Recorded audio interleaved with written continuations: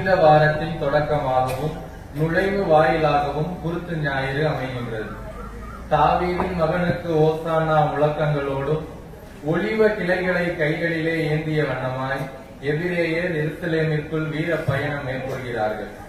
இந்த பயணம்தான் இயேசு இவ்வுலகிற்கு அனுப்பப்பட்ட நோக்கத்தை நிறைவேற்றுவதாகவும் மீட்பின் முதல் படியாகவும் அமைகிறது.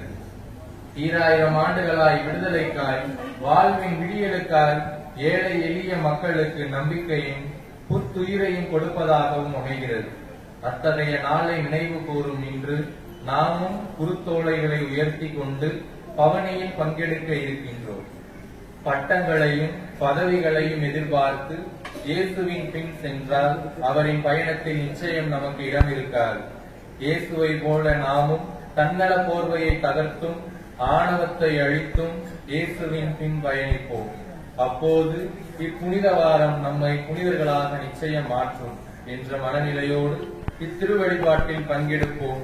இத்திருபவனியின் வழியாக இயேசுவோடு கல்வாரிக்கு பயணமாவோம். அனைவரும் எழுந்து நிற்போம்.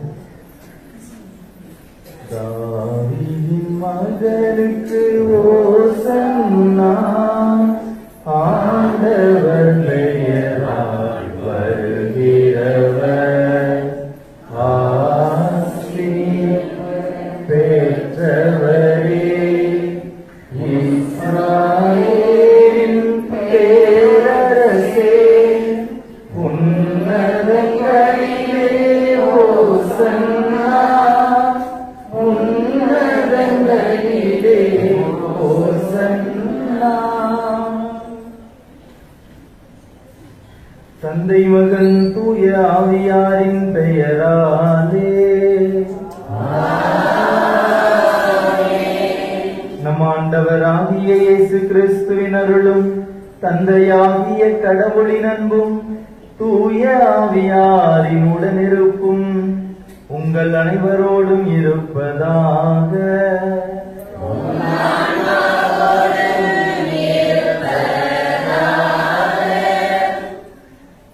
அன்புமிக்க சகோதர சகோதரிகளே, தவக்கால தொடக்கத்திலிருந்தே தவ முயற்சிகளாலும் பிறரன்பு பணிகளாலும் நம் இதயங்களை தயாரித்த பின் இன்று நாம் ஒன்று கூடியுள்ளோம். இதனால் நம் ஆண்டவருடைய பாஸ்கா மறை நிகழ்வை, அதாவது ஆண்டவருடைய திருப்பாடுகளையும் உயிர்ப்பையும் உலகளாவிய திருச்சபையோடு சேர்ந்து கொண்டாடுகிறோம். இப்பாஸ்கா மறை நிகழ்வை நிறைவேற்றவே இயேசு தம் நகரான எருசலேமுக்குள் நுழைந்தார். எனவே மீட்பு அளிக்கும் இந்த திருநுழைவை நாம் முழு நம்பிக்கையோடும் இறைப்பற்றுடனும் நினைவில் கொண்டு ஆண்டவரை பின் செல்வோமாக. அவருடைய அருளினால் சிலுவையின் பங்கேற்பாளர்களாக மாறி அவருடைய உயிர்ப்பிலும் வாழ்விலும் நாம் பங்கு பெறுவோமாக. அன்புமிக்க சகோதர சகோதரிகளை, தவக்கால தொடக்கத்திலிருந்து தவ முயற்சிகளாலும் பிறரன்பு பணிகளாலும் நம் இதயங்களை தயாரித்த பின் இன்று நாம் ஒன்று கூடியுள்ளோம். இதனால் நாம் ஆண்டவருடைய பாஸ்கா மறை நிகழ்வை, அதாவது இயேசு கிறிஸ்துவின் திருப்பாடுகளையும் உயிர்ப்பையும் உலகளாவிய திரு அவையோடு சேர்ந்து அறிவிக்கின்றோம். இப்பாஸ்கா மறை நிகழ்வை நிறைவேற்றவே அவர் தம் நகரான எருசலேமுக்குள் நுழைந்தார். எனவே மீட்பு அளிக்கும் இந்த நிகழ்வை நாம் முழு நம்பிக்கையோடும் இறைப்பற்றோடும் நினைவில் கொண்டு ஆண்டவருடன் பின் செல்வோம். அவருடைய அருளினால் சிலுவையின் பங்கேற்பாளர்களாக மாறி அவருடைய உயிர்ப்பிலும் வாழ்விலும் பங்கு பெறுவோமாக. அன்புமிக்கவர்களே, இப்பொழுது குருத்தோலைகளானது மந்திரிக்கப்பட இருக்கிறது. குருத்தோலை ஒரு வெற்றியின் அடையாளமாக, ஆண்டவரோடு இணைந்திருப்பதன் ஒரு அடையாளமாக இருக்கிறது. எனவே இந்த குருத்தோலைகளை மந்திரித்து அதில் கையில் ஏற்றி செல்ல இருக்கிற நாம் ஆண்டவரோடு கூட அவருடைய சிலுவை பாடுகளோடு இணைந்திருக்கிறோம். அவருடைய துன்பங்களில் இணைந்திருக்கிற நாமும் இந்த பவனிக்கு பின் ஒரு வெற்றியின் வாழ்வை பெற்றுக்கொள்வோம் என்ற நம்பிக்கையோடு இந்த பவனியிலும் இந்த குருத்தோலை மந்திரிப்பிலும் கலந்து கொள்ள உங்களை அன்போடு கேட்டுக்கொள்கிறோம். மன்றாடுவோமாக. என்றென்றும் உள்ள எல்லாம் வல்ல இறைவா, இக்குருத்தோலைகளை உமது ஆசியால் புனிதப்படுத்தியருளும். அதனால் கிறிஸ்து அரசரை அக்களிப்போடு பின்பற்றும் நாங்கள் அவர் வழியாக நிலையான எருசலேமுக்குள் வந்து சேரும் ஆற்றல் பெறுவோமாக. என்றென்றும் வாழ்ந்து ஆட்சி செய்கின்ற அவர் வழியாக உம்மை மன்றாடுகின்றோம்.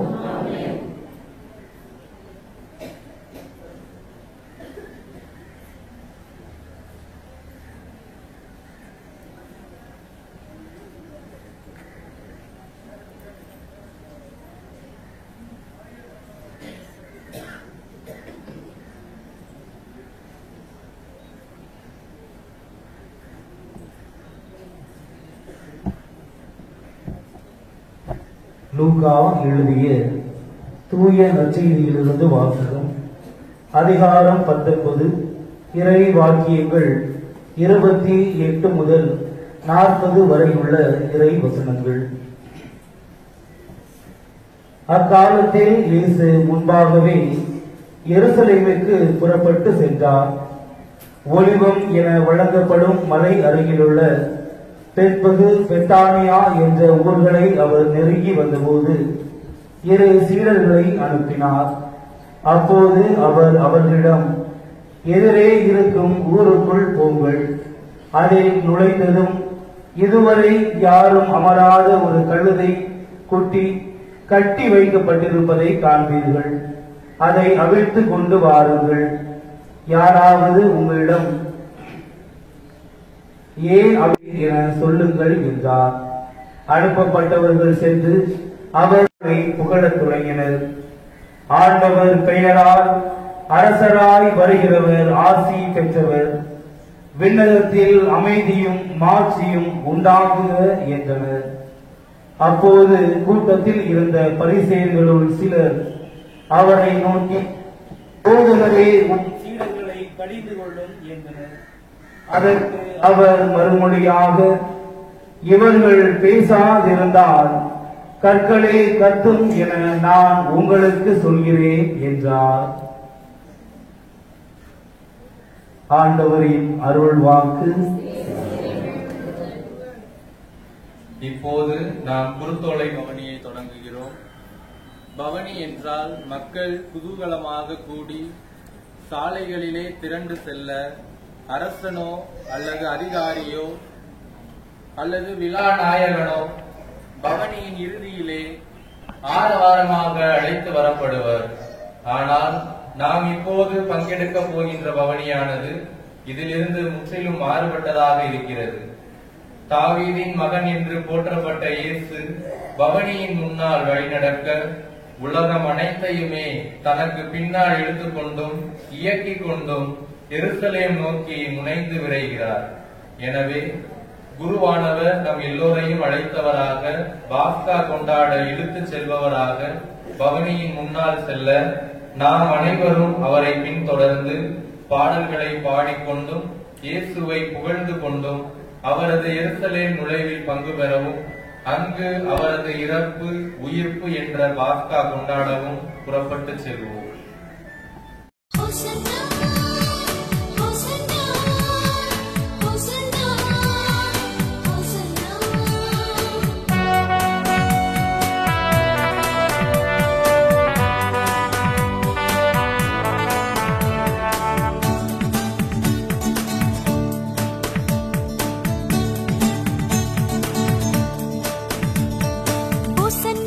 பாடுவோம் இயேசுவின் தாசன், உன்னதத்திலே தாவீது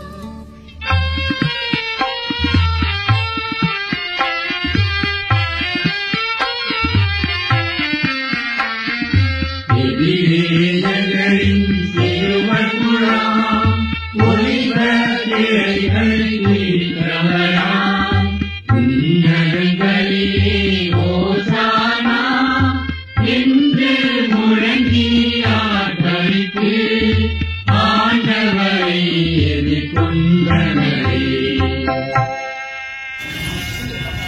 மண்ணுலகும் அதில் நிறைந்த யாவும் ஆண்டவருடையன. பூவுலகும் அதில் வாழும் குடிகள் யாவரும் அவர்தம் உடைமையே. ஏனென்றால் கடல்களின் மீது பூவுலகை நிலை நிறுத்தியவரவரே. ஆறுகளின் மீது அதை நிலைநாட்டியவர் அவரே. எதிரேயர்களின் சிறுவக்குழாம் ஒலிவ திரைகளை பிரித்தவராய் உன்னதங்களிலே ஓசானா என்று முழங்கி ஆர்ப்பரித்து ஆண்டவரை எதிர்கொண்டனரே. ஆண்டவரது மலை மீது ஏறிச் செல்ல தகுந்தவன் யார்? அவரது திருத்தலத்தில் நிற்கக்கூடியவன் யார்? மாசற்ற செயலினன் தூய உள்ளத்தினன் பயனற்றதில் தன் மனதை செலுத்தாதவன் தன் அயலானுக்கு எதிராக வஞ்சகமாயானையிடாதவன். எதிரேயர்களின் சிறுவக்குழாம் ஒலிவ திரைகளை பிரித்தவராய் உன்னதங்களிலே ஓசானா என்று முழங்கி ஆர்ப்பரித்து ஆண்டவரை எதிர்கொண்டனரே.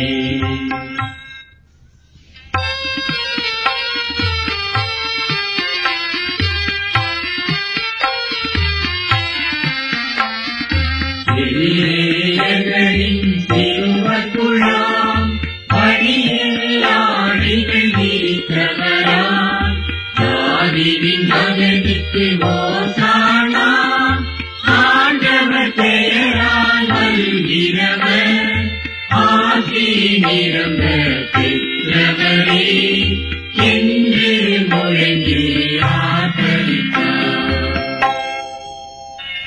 மக்களினத்தாரே, நீங்கள் யாவரும் கை கொட்டுங்கள். அக்களிப்போடு இறைவனுக்கு புகழ் பாடி ஆர்ப்பரியுங்கள். ஏனெனில் ஆண்டவர் உன்னதமானவர், அஞ்சுதற்குரியவர், உலகுக்கெல்லாம் பேரரசர். எதிரேயர்களின் சிறுவக்குழாம் வழியில் ஆடைகள் விரித்தவராய் தாவீதின் மகனுக்கு ஓசானா ஆண்டவர் பெயரால் வருகிறவர் ஆசி நிரம்ப பெற்றவரே என்று முழங்கி ஆர்ப்பரித்தார். மக்களை நமக்கு கீழ்ப்படுத்தினார், நாடுகளை நமக்கு அடிபணிய வைத்தார். நமக்கு உரிமை பொருளாக நாட்டை தேடித் தந்தார். தாம் அன்பு செய்யும் யாக்கோபுக்கு அது பெருமை தருவதாகும். எதிரேயர்களின் சிறுவக்குழாம் வழியில் ஆடைகள் விரித்தவராய் தாவீதின் மகனுக்கு ஓசானா ஆண்டவர் பெயரால் வருகிறவர் ஆசி நிரம்ப பெற்றவரே என்று முழங்கி ஆர்ப்பரித்தார்.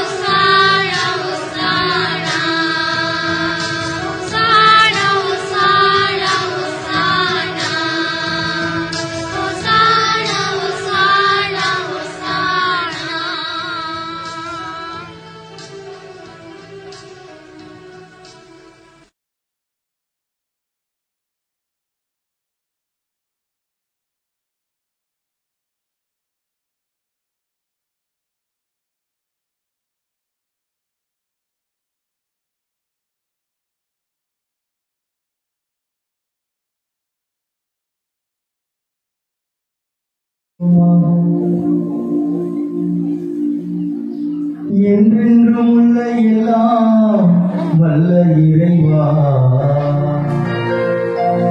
தாழ்மையின் எடுத்துக்காட்டை மனித இனம் பின்பற்ற எங்கள் மீட்பரை மனித உடல் எடுக்கவும் சிலுவையை ஏற்றுக்கொள்ளவும் செய்தீரே. அதனால் நாங்கள் அவரது பொறுமையை கற்றுக்கொண்டு அவரது உயிர்ப்பிலும் பங்கேற்க தகுதி பெறுமாறு எங்களுக்கு கனிவாய் அருள் புரிவீராக.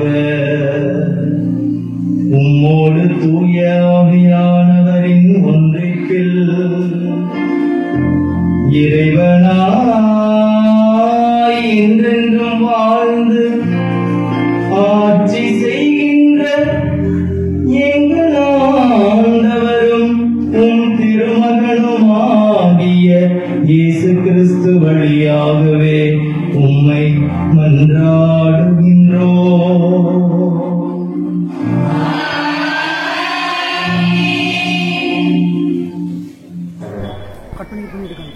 இறைவாக்கினர் எசாயா நூலிலிருந்து வாசகம் அதிகாரம் 50 இறைவாக்குகள் 4 7 முடிய. இறைவாக்கினர் எசாயா நூலிலிருந்து வாசகம் அதிகாரம் 50 இறைவாக்குகள் 4 முதல் 7 வரை. நலிந்தவனை நல்வாக்கால் ஊக்குவிக்கும் அறிவை நான் பெற்றிட ஆண்டவராகிய என் தலைவர் கற்றோரின் நாவை எனக்கு அளித்துள்ளார். காலைதோறும் அவர் என்னை தட்டி எழுப்புகின்றார். கற்போர் கேட்பது போல் நானும் செவி கொடுக்க செய்கிறார். ஆண்டவராகிய என் தலைவர் என் செவியை திறந்துள்ளார். நான் கிளர்ந்தளவில்லை, விலகிச் செல்லவும் இல்லை. அடிவுக்கு என் முதுகையும் தாடியை பிடுங்குவோருக்கு என் தாடியையும் ஒப்புவித்தேன். நிந்தனை செய்வோருக்கும் காரி உமிழ்வோருக்கும் என் முகத்தை மறைக்கவில்லை.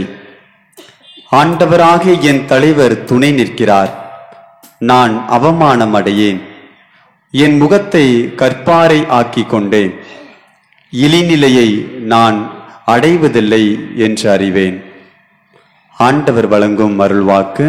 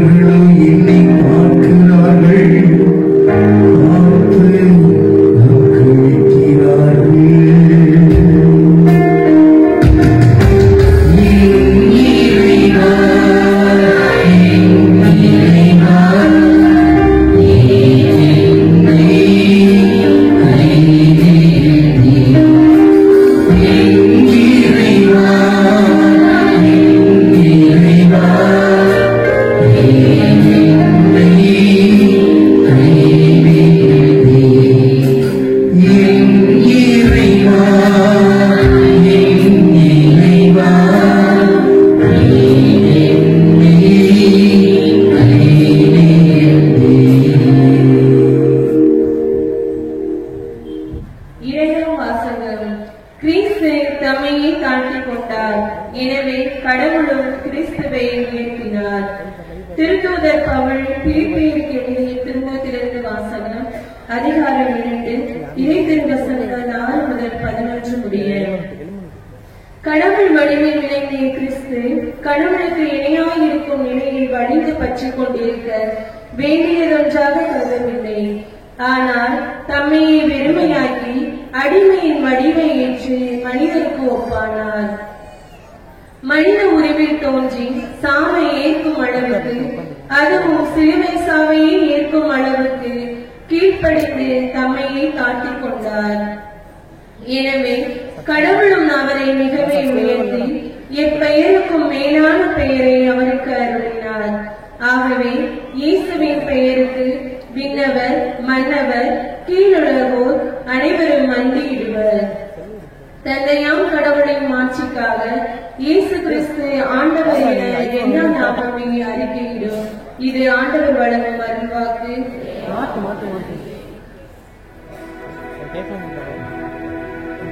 கிறிஸ்து தம்மை தாழ்த்தி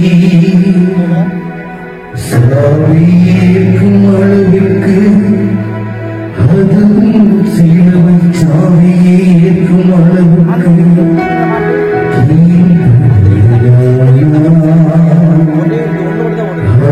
அவர்தான் கடவுள். அவரை எப்பெயருக்கும் மேலாய் உயர்த்தி எப்பெயருக்கும் மேலான பெயரை அவருக்கு அருளினார்.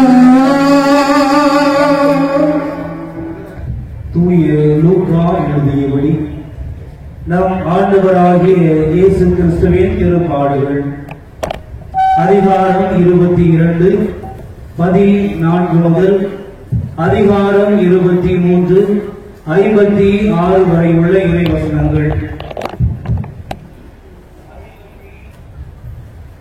நேரமானதும் இயேசு திருத்தூதரோடு பந்தியில் அமர்ந்தார். அப்போது இயேசு அவர்களை நோக்கி, நான் துன்பங்கள் படும் உங்களோடு இந்த பாஸ்கா விருந்தை உண்பதற்கு மிக மிக ஆவலாய் இருந்தேன். ஏனெனில் இறை ஆட்சியில் இது நிறைவேறும் வரை இதை நான் உண்ண மாட்டேன் என்று உங்களுக்கு சொல்கிறேன் என்றார். பின்பு அவர் கிண்ணத்தை எடுத்து கடவுளுக்கு நன்றி செலுத்தி அவர்களிடம், இதை பெற்று உங்களுக்குள்ளே பகிர்ந்து கொள்ளுங்கள். ஏனெனில் இது முதல் இறையாட்சி வரும் வரை காய்ச்சப்பட ரசத்தை குடிப்பதில்லை என நான் உங்களுக்கு சொல்கிறேன் என்றார். பின்பு அவர் அப்பத்தை எடுத்து கடவுளுக்கு நன்றி செலுத்தி அதை பிட்டு அவர்களுக்கு கொடுத்து, இது உங்களுக்காக கொடுக்கப்படும் எனது உடல், இதை என் நினைவாக செய்யுங்கள் என்றார். அப்படியே உணவு அருந்திய பின்பு அவர் கிண்ணத்தை எடுத்து, இந்த கிண்ணம் உங்களுக்காக சிந்தப்படுகிற எனது ரத்தத்தால் நிலைப்படுத்தப்படும் புதிய உடன்படிக்கை. என்னை காட்டிக் கொடுப்பவன் இதோ என்னோடு பந்தியில் அமர்ந்திருக்கிறார். மாண்டவர்கள் தமக்கென்று குறிக்கப்பட்டபடியே போகிறார். ஆனால் அவர், ஐயோ, அவரை காட்டிக் கொடுக்கிற உனக்கு கேடு என்றார். அப்பொழுது அவர்கள், என்று தங்களுக்குள்ளே கேட்க தொடங்கினார்கள். மேலும் தங்களுக்குள்ளே பெரியவராக எண்ணப்பட வேண்டியவர் யார் என்ற விவாதம் அவர்களிடையே எழுந்தது. இயேசு அவர்களிடம், பிற இனத்தவரின் அரசர்கள் மக்களை அடக்கி ஆளுகின்றார்கள். அதிகாரம் காட்டுகின்றவர்கள் அன்பை செய்பவர்கள் என அழைக்கப்படுகின்றார்கள். ஆனால் நீங்கள் அப்படி செய்யலாம். உங்களுள் பெரியவர் சிறியவராகவும் ஆட்சி புரிவதற்கொண்டு புரிவராகவும் மாற வேண்டும். யார் பெரியவர்? பந்தில் அமர்ந்திருப்பவரா அல்லது பணிவிடை புரிபவரா? பந்தில் அமர்ந்திருப்பவர் அல்லவா? நான் உங்கள் நடுவே பணிவிடை புரிபவனாக இருக்கிறேன். நான் சோதிக்கப்படும் போது என்னோடு இருந்தவர்கள் நீங்களே. என் தந்தை எனக்கு ஆட்சி உரிமை கொடுத்திருப்பது போல நானும் உங்களுக்கு கொடுக்கிறேன். ஆகவே என் ஆட்சி வரும்போது நீங்கள் என்னோடு பந்தில் அமர்ந்து உண்டு குடிப்பீர்கள். இஸ்ராயேலின் பன்னீர் குலத்தவருக்கும் தீர்ப்பும் வழங்க அரியணையில் அமர்ந்தீர்கள் என்றார். அதன் பின் இயேசு சீமோன் பேதுருவை நோக்கி, சீமோனே சீமோனே, இதோ கோதுமையை போல் உங்களை படைக்க சாத்தான் அனுமதி கட்டிருக்கிறார். ஆனால் நான் உனது நம்பிக்கை தளராதிருக்க உனக்காக மன்றாடினேன். நீ மனம் திரும்பிய பின் உன் சகோதரர்களை உறுதிப்படுத்து என்றார். அதற்கு பேதுரு, ஆண்டவரே, உம்மோடு சிறையிடப்படுவதற்கும் ஏன் சாவதற்கும் நான் ஆயத்தமாய் உள்ளேன் என்றார். இயேசு அவரிடம், பேதுருவே, இன்றிரவே என்னை தெரியாது என மும்முறை நீ மறுதளிக்கும் முன் சேவல் கூவாது என உனக்கு சொல்கிறேன் என்றார். இயேசு சீடர்களிடம், நான் உங்களை பணப்பையோ வேர்வையோ மிதியடியோ எதுவும் இல்லாமல் அனுப்பிய போது உங்களுக்கு ஏதாவது குறை இருந்ததா என்று கேட்டார். அவர்கள், ஒரு குறையும் இருந்ததில்லை என்றார்கள். அவர் அவர்களிடம், ஆனால் இப்பொழுது பணப்பை உடையவர் அதை எடுத்துக் கொள்ளட்டும், வேர்வை உடையவரும் அவ்வாறு செய்யட்டும். வாள் இல்லாதவர் தம் மேலுடையை விற்று வாள் வாங்கிக் கொள்ளட்டும். ஏனெனில் நான் உங்களுக்கு சொல்கிறேன், கொடியவர்கள் ஒருவராக கருதப்பட்டார் என்று மறைநூலில் எழுதப்பட்டுள்ளது. என் வாழ்வில் நிறைவேற வேண்டும், என்னை பற்றியவை எல்லாம் நிறைவேறி வருகின்றன என்றார். அவர்கள், ஆண்டவரே, இதோ இங்கே 7 வாள்கள் உள்ளன என்றார்கள். இயேசு அவர்களிடம், போதும் என்றார்.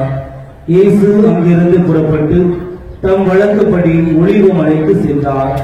சீடர்களும் அவரை பின் தொடர்ந்தார்கள். அந்த இடத்தை அடைந்ததும் அவர் அவர்களிடம், சோதனைக்கு உட்படாதிருக்க இறைவனம் வேண்டுங்கள் என்றார். பிறகு அவர் அவர்களை விட்டு கல்லறை தூரம் விலகி சென்று முழங்கால் படியிட்டு இறைவனிடம் வேண்டினார். தந்தையே, உமக்கு விருப்பமானால் என் துன்ப கிண்ணத்தை நிலவிருந்து அகற்றும். ஆனாலும் என் விருப்பப்படி அல்ல, உம் விருப்பப்படியே நிகழட்டும் என்று கூறினார். அப்போது விண்ணகத்திலிருந்து ஒரு தூதர் அவருக்கு தோன்றி அவரை வலுப்படுத்தினார். அவரோ மிகுந்த வேதனைக்குள்ளாகவே உருக்கமாய் இறைவனிடம் வேண்டிக் கொண்டிருந்தார். அவரது வியர்வை பெரும் இரத்த துளிகளைப் போல தரையில் விழுந்தது. அவர் இறைவேண்டலை முடித்துவிட்டு எழுந்து சீடர்களிடம் வந்தபோது அவர்கள் துயரத்தால் சோர்வுற்று தூங்கிக் கொண்டிருப்பதை கண்டார். அவர்களிடம், என்ன உறங்கிக் கொண்டா இருக்கிறீர்கள்? சோதனைக்குட்படாதிருக்க விழித்திருந்து இறைவனம் வேண்டுங்கள் என்றார். இயேசு தொடர்ந்து பேசிக் கொண்டிருந்த போது இதோ மக்கள் கூட்டமாய் வந்தனர். 12 ஒருவனான யூதாசு என்பவன் அவர்களுக்கு முன் வந்து அவரை முத்தமிட நெருங்கினார். இயேசு அவனிடம், யூதாசே, முத்தமிட்டாம் ஆண்ட மகனை காட்டிக் கொடுக்கப் போகிறாய் என்றார். அவரை சூழ நின்றவர்கள் நிகழப் போவதை உணர்ந்து, ஆண்டவரே, வாளால் வெட்டலாமா என்று கேட்டார்கள். அப்பொழுது அவர்களுள் ஒருவர் தலைமை குருவின் பணியாளரை தாக்கி அவருடைய வலக்காதை துண்டித்தார். இயேசு அவர்களை பார்த்து, விடுங்கள், போதும் என்று கூறி அவருடைய காதை தொட்டு நலமாக்கினார். அவர் தம்மிடம் வந்த தலைமை குருக்களையும் கோவில் காவல் தலைவர்களையும் மூப்பர்களையும் பார்த்து, ஒரு கல்வனை பிடிக்க வருவது போல நீங்கள் வாழ்களோடும் தறிகளோடும் வந்தது ஏன்? நான் நாள்தோறும் கோவிலில் உங்களோடு இருந்தும் நீங்கள் என்னை பிடிக்கவில்லையே. ஆனால் இது உங்களுடைய நேரம், இப்போது இருள் அதிகாரம் செலுத்துகிறது என்றார். பின்னர் அவர்கள் இயேசுவை கைது செய்து இழுத்து சென்று தலைமை குருவின் வீட்டுக்கு கொண்டு போனார்கள். பேதுரு துறையில் அவரை பின்தொடர்ந்தார். வீட்டு உள்முற்றத்தின் நடுவில் நெருப்பு மூட்டி அதை சுற்றி அவர்கள் உட்கார்ந்திருந்தார்கள். பேதுருவும் அவர்களோடு இருந்தார். அப்போது பணிப்பெண் ஒருவர் நெருப்பின் அருகில் அவர் அமர்ந்திருப்பதை கண்டு அவரை உற்று பார்த்து, இவனும் அவனோடு இருந்தவன் என்றார். அவரோ, அம்மா, அவரை எனக்கு தெரியாது என்று மறுதளித்தார். சிறிது நேரத்திற்கு பின் அவரை கண்ட வேறு ஒருவர், நீயும் அவர்களைச் சேர்ந்தவன் என்றார். பேதுரு, இல்லை அப்பா, என்றார். ஏறக்குறைய 1 மணி நேரத்திற்கு பின்பு மற்றொருவர், உண்மையாகவே இவனும் அவனோடு இருந்தான், இவனும் கலிலேயே என்று வலியுறுத்தி கூறினார். பேதுருவோ, நீ குறிப்பிடுவவரை எனக்கு தெரியாது என்றார். உடனே அவர்கள் தொடர்ந்து பேசிக் கொண்டிருந்த போதே சேவல் கூவிற்று. ஆண்டவர் திரும்பி பேதுருவை கூர்ந்து நோக்கினார். என்று சேவல் கூவும் முன், நீ என்னை மும்முறை மறுதலிப்பா என்று ஆண்டவர் தமக்கு கூறியதை பேதுரு நினைவு கூர்ந்து வெளியே சென்று மனம் நொந்து அழுதார். இயேசுவை பிடித்து வைத்திருந்தவர்கள் அவரை ஏளனம் செய்து நைய துடைத்தார்கள். அவரது முகத்தை மூடி, உன்னை அடித்தவர் யார்? இறைவாக்கினே சொல் என்று கேட்டார்கள். இன்னும் பலவாறு அவரை பழித்துரைத்தார்கள். பொழுது விடிந்ததும் மக்களின் மூப்பர்களும் தலைமை குருக்களும் மறைநூல் அறிஞர்களும் கூடி வந்தார்கள். இயேசுவை இழுத்து சென்று தங்கள் மூப்பர் சங்கத்தின் முன் நிறுத்தினார்கள். அவர்கள், நீ மெசியா தானே? எங்களிடம் சொல் என்று கேட்டார்கள். அவர் அவர்களிடம், நான் உங்களிடம் சொன்னால் நீங்கள் நம்ப மாட்டீர்கள். நான் உங்களிடம் கேட்டாலும் பதில் சொல்ல மாட்டீர்கள். இது முதல் மாநில மகன் வல்லவராம் கடவுளின் வலப்புறத்தில் வீற்றிருப்பார் என்றார். அதற்கு அவர்கள் அனைவரும், அப்படியானா நீ இறைமகனா என்று கேட்டனர். அவரும், நான் இறைமகன் என நீங்களே சொல்கிறீர்கள் என்று அவர்களுக்கு சொன்னார். அதற்கு அவர்கள், இன்னும் நமக்கு சான்றுகள் தேவையா? இவன் வாயிலிருந்தே நாம் கேட்டோமே என்றார்கள். திரண்டிருந்த மக்கள் அனைவரும் எழுந்து இயேசுவை பிளாத்தின் முன் கொண்டு சென்றனர். இவன் நம் மக்கள் சீரழிய காரணமாக இருக்கிறான். சீசருக்கு கப்பம் கட்டக்கூடாது என்கிறான். தானே மெசியாவாகி அரசன் என்று சொல்லிக் கொள்கிறான்.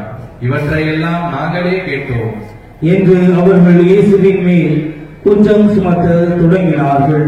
பிலாத்து அவரை நோக்கி, நீ யூதரின் அரசனா என்று கேட்க அவர், அவ்வாறு நீ சொல்கிறீர் என்று பதில் கூறினார். பிலாத்து தலைமை குருக்களையும் மக்கள் கூட்டத்தையும் பார்த்து, இவனிடம் நான் குற்றம் ஒன்றும் காணவில்லை என்று கூறினான். ஆனால் அவர்கள், இவன் கலிலேயா தொடங்கி யூதேயா வரை இவ்விடம் முழுவதிலும் மக்களுக்கு கற்பித்து அவர்களை தூண்டி விடுகிறான் என்று வலியுறுத்தி கூறினார்கள். இதை கேட்ட பிலாத்து, இவன் கலிலேயனா என்று கேட்டான். அவர் ஏரோதுவின் அதிகாரத்திற்கு உட்பட்டவர் என்று அவன் அறிந்து அப்போது எருசலேமில் இருந்த ஏரோதிடம் அவரை அனுப்பினான். இயேசுவை கண்ட ஏரோது மற்றற்ற மகிழ்ச்சி அடைந்தான். ஏனெனில் அவரை குறித்து கேள்விப்பட்டு அவரை காண நெடுங்காலமாய் விருப்பமாய் இருந்தான்.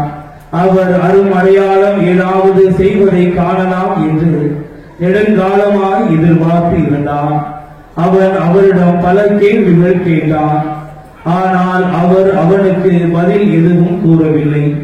அங்கு நின்ற தலைமை குருக்களும் மறைநூல் அறிஞர்களும் அவர் மேல் மிகுதியான குற்றம் சுமத்தி கொண்டிருந்தார்கள். ஏரோது தன் படை வீரரோடு அவரை இகழ்ந்து ஏளனம் செய்து பளபளப்பான ஆடையை அவருக்கு உடுத்தி அவரை பிலாத்திடம் திருப்பி அனுப்பினார். அதுவரை ஒருவருக்கு ஒருவர் பகைவராய் இருந்த ஏரோதும் பிலாத்தும் அன்று நண்பர்கள் ஆயினர். பிலாத்து தலைமை குருக்களையும் ஆட்சியாளர்களையும் மக்களையும் ஒன்றாக வரவழைத்தான். அவர்களை நோக்கி, மக்கள் சீரழிய காரணமாய் இருக்கிறான் என்று இவனை என்னிடம் கொண்டு வந்தீர்களே. இதோ நான் உங்கள் முன்னிலையில் விசாரித்தும் நீங்கள் சுமத்துகின்ற எந்த குற்றத்தையும் இவனிடத்தில் காணவில்லை. ஏரோதும் குற்றம் எதுவும் காணவில்லை. ஆகவே அவர் இவனை நம்மிடம் திருப்பி அனுப்பினார். மரண தண்டனைக்குரிய யாதொன்றையும் இவன் செய்யவில்லை என்பது தெளிவு. எனவே இவனை தண்டித்து விடுதலை செய்வேன் என்றார். விழாவின் போது அவர்களுக்கு என ஒரு கைதியை விடுவிக்க வேண்டிய கட்டாயம் அவனுக்கு இருந்தது. திரண்டிருந்த மக்கள் அனைவரும் என்று கத்தினர். பரபா நகரில் நடந்த ஒரு கலகத்தில் ஈடுபட்டு கொலை செய்ததற்காக சிறையிலிடப்பட்டவன். பிலாத்து இயேசுவை விடுதலை செய்ய விரும்பி மீண்டும் அவர்களை கூப்பிட்டு பேசினான். ஆனால் அவர்கள் என்று கத்தினார்கள். மூன்றாம் முறையாக அவர் அவர்களை நோக்கி, இவன் செய்த குற்றம் என்ன? மரண தண்டனைக்குரிய குற்றம் ஒன்றும் இவனிடம் நான் காணவில்லை. எனவே இவனை தண்டித்து விடுதலை செய்வேன் என்றார். அவர்கள் அவரை சிலுவையில் அறைய வேண்டும் என்று உரத்த குரலில் வற்புறுத்தி கேட்டார்கள். அவர்கள் குரலே வென்றது. அவர்கள் கேட்டபடியே பிலாத்து தீர்ப்பு அளித்தார். கலகத்தில் கொலை செய்ததற்காக சிறையிலிடப்பட்டிருந்தவனை அவர்கள் கேட்டுக் கொண்டபடியே அவன் விடுதலை செய்தான். இயேசுவை அவர்கள் விருப்பப்படி செய்ய விட்டுவிட்டார். அவர்கள் இயேசுவை இழுத்து சென்று கொண்டிருந்த போது சிறையில் ஊரை சேர்ந்த சீமோன் என்பவர் வயல்வெளியிலிருந்து வந்து கொண்டிருந்தார். அவர்கள் அவரை பிடித்து அவர் மேல் இயேசுவின் சிலுவையை வைத்து அவருக்கு பின் அதை சுமந்து கொண்டு போக செய்தார்கள். பெருந்திரளான மக்களும் அவருக்காக மாரெடுத்து புலம்பி ஒப்பாரி வைத்த பெண்களும் அவர் பின்னே சென்றார்கள்.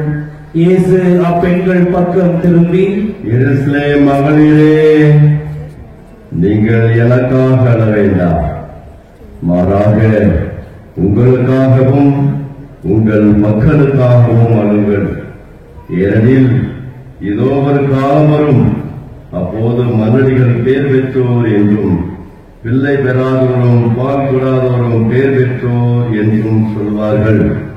அப்போது அவர்கள் மலைகளை பார்த்து எங்கள் மேல் விழுங்கள் எனவும் குன்றுகளை பார்த்து எங்களை மூடிக்கொள்ளுங்கள் என்றும் சொல்வார்கள். பச்சை மரத்துக்கே இவ்வாறு செய்கிறார் என்றால் பட்ட மரத்துக்கே என்ன செய்ய மாட்டார்கள் என்றார்.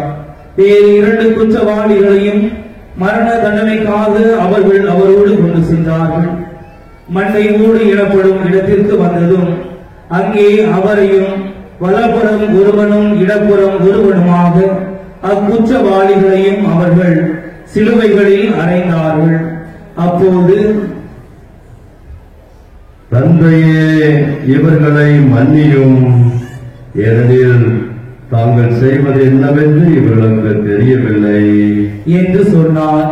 அவர்கள் அவருடைய ஆடைகளை குழுக்கள் முறையில் பங்கிட்டுக் கொண்டார்கள். மக்கள் இவற்றை பார்த்து கொண்டு நின்றார்கள். பிறரை விடுவித்தான். இவன் கடவுளின் மெசியாவும் தேர்ந்தெடுக்கப்பட்டவனுமானால் தன்னையே விடுவித்துக் கொள்ளட்டும் என்று கேலி செய்தார்கள். படை வீரர் அவரிடம் வந்து துளித்து திராட்சை ரசத்தை கொடுத்து, நீ யூதர்களின் அரசனானால் உன்னை காப்பாற்றிக் கொள் என்று எள்ளி நகையாடினர். இவன் யூதரின் அரசன் என்று அவரது சிலுவையின் மேல் எழுதி வைக்கப்பட்டிருந்தது. சிலுவையில் தொங்கிக் கொண்டிருந்த குற்றவாளிகளுள் ஒருவன், நீ மெசியாதானே, உன்னையும் எங்களையும் காப்பாற்று என்று அவரை படித்துரைத்தான். ஆனால் மற்றவன் அவனை கடிந்து கொண்டு, கடவுளுக்கு நீ அஞ்சுவதில்லையா? நீயும் அதே தீர்ப்புக்கு தானே உள்ளாகி இருக்கிறாய். நாம் தண்டிக்கப்படுவது முறையே, நம் செயல்களுக்கேற்ற தண்டனையை நாம் பெறுகிறோம். இவர் ஒரு குற்றமும் செய்யவில்லையே என்று பதிலுரைத்தான். பின்பு அவன், இயேசுவே, நீர் ஆட்சி உரிமை பெற்று வரும்போது என்னை நினைவில் கொள்ளும் என்றான். அதற்கு இயேசு அவனிடம், நீர் என்று என்னோடு பேரின்ப வீட்டில் இருப்பீர் என உறுதியாக உமக்கு சொல்கிறேன் என்றார். ஏறக்குறைய நண்பகல் 12 மணி முதல் பிற்பகல் 3 மணி வரை நாடெங்கும் இருள் உண்டாயிற்று. கதிரவன் ஒளி கொடுக்கவில்லை. கோவில் திரை நடுவில் கிழிந்தது. தந்தையே, உம் கையில் என் உயிரை ஒப்படைக்கிறேன் என்று இயேசு உரத்த குரலில் கூறி உயிர் துறந்தார். அனைவரும் முழந்தால் படியிட்டு சிறிது நேரம் மௌனமாக மன்றாடுவோம்.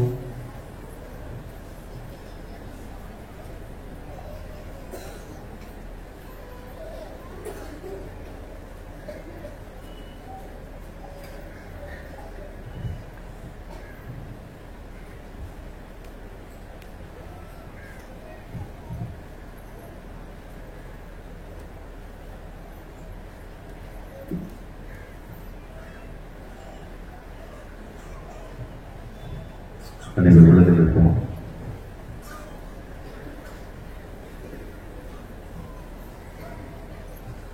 இதை கண்ட நூற்றுவர் தலைவர் இவர் உண்மையாகவே நேர்மையாளர் என்று கூறி கடவுளை போற்றி புகழ்ந்தார்.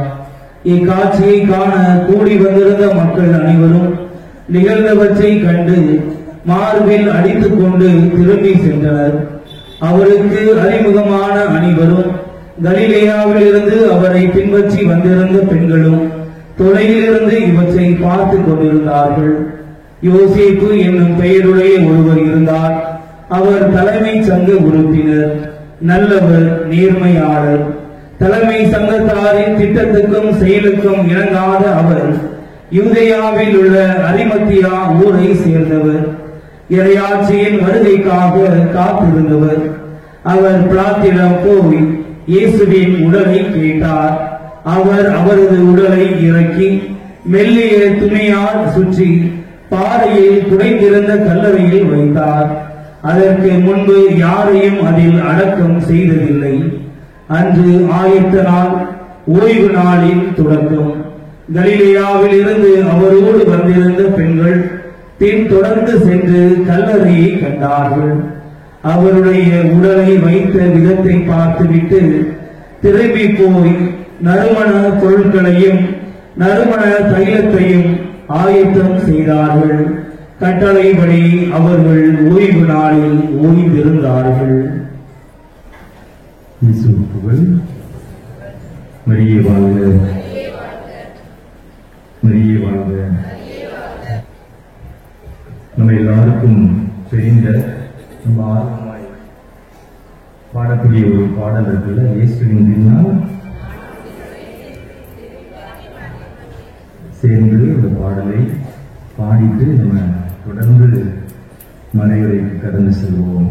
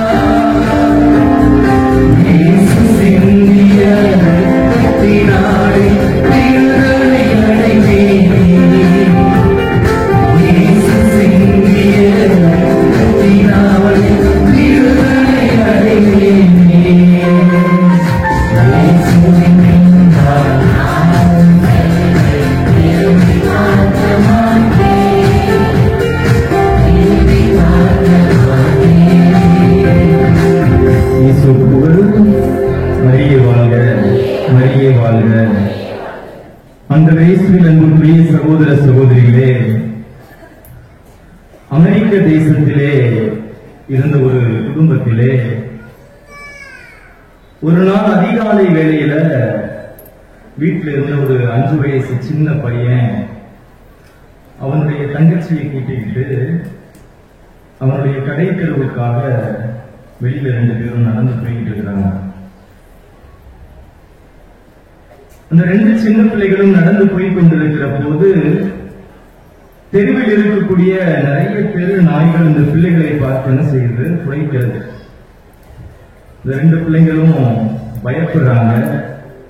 பக்கத்தில் இருக்கக்கூடிய அந்த ஒரு மரத்தின் அடியில போய் நின்று கல்லை விட்டு எரிஞ்சு பாக்குறாங்க. ஆனா அந்த நாய்களுக்கு எல்லாம் என்ன பண்ணிட்டு இருக்குன்னா அவங்க 2 பேரையும் பக்கத்துல கடிக்கிறதுக்கு வருகிறது. அப்போ ஒரு கட்டத்தில் அந்த நாய்கள் என்ன செய்கிறது, ரொம்ப ஆக்ரோஷத்தோடு அந்த குட்டி பொம்பளைக்குள்ள அந்த 5 வயசு பையனுடைய தங்கச்சி இருக்கிறா பாத்தீங்களா, அந்த பிள்ளையை கடிப்பதற்காக வேகமா பாஞ்சு உள்ள வரும்போது அந்த பிள்ளையுடைய அண்ணன், அந்த 5 வயது சிறுவன் என்ன செய்கிறான், குறுக்க பாஞ்சிடறான். அந்த நாய் என்ன செய்து விடுகிறது, அந்த பையனை நல்லா கடிக்கிறது. அப்போ தங்கச்சி அந்த பக்கத்துல நிற்கிறான். அந்த பையனை நல்லா கடிச்சு கொதறி எடுக்குது. அப்புறம் போகிற வழியில இருந்த ஒரு சிலர் வந்து அதை பார்க்கிற போது நாயிடமிருந்து அந்த பையனை காப்பாற்றி மருத்துவமனையிலே கொண்டு போய் சேர்க்கிறார்கள். மிகுந்த காயத்தோடு வேதனையோடு சிகிச்சை பெற்றுக் கொண்டிருந்த அந்த சிறுவனை பார்த்து அந்த சிறுவனுடைய அத்தை, அப்பாவோடு உடன் பிறந்த சகோதரி ஹாஸ்பிட்டலுக்கு வந்து பார்க்க வர்றாங்க. அப்போ சும்மா பிள்ளையோட பேசிட்டு இருக்கும்போது 5 வயது சிறுவன் பேசிக் கொண்டிருக்கும் போது அந்த அத்தை அவருடைய மருமகனை பார்த்து கேட்டால், நாய் வருதுன்னு தெரிஞ்சது இல்லப்பா, ஓடி இருக்கலாம்ல அப்படின்னு சொல்லி அந்த அத்தை தன் மருமகனை பார்த்து கேட்டார்.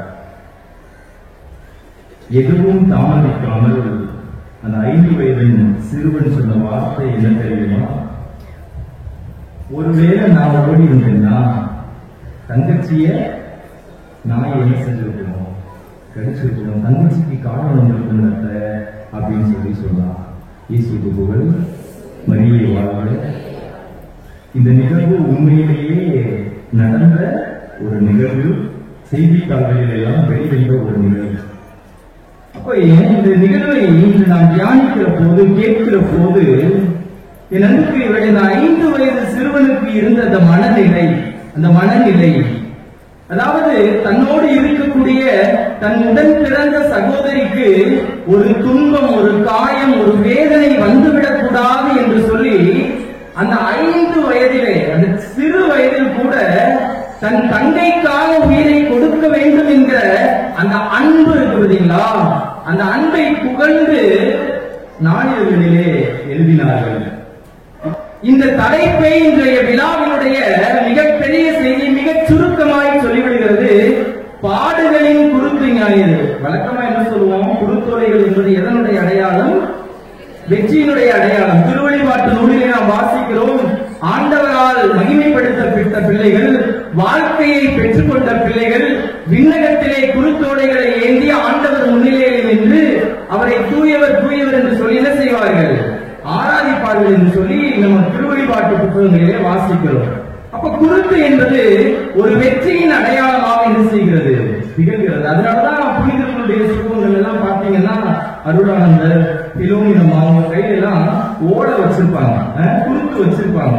அதாவது இந்த மன்னக வாழ்க்கையிலே நாங்கள் வெற்றி பெற்று விட்டோம், விண்ணகத்தின் பிள்ளைகளாக நாங்கள் மாறிவிட்டோம் என்கிற அந்த வெற்றியின் அடையாளமாக அவர்கள் குருத்து வைத்திருப்பதை நம்ம பார்க்கிறோம். ஆனா அதற்கு முன்னாடி ஒரு வார்த்தை சொல்லப்பட்டது. என்ன ஞாயிறு? என்ன ஞாயிறு? திருப்பாடுகளில் குருத்து ஞாயிறு. என்ன சொல்லுகிறது?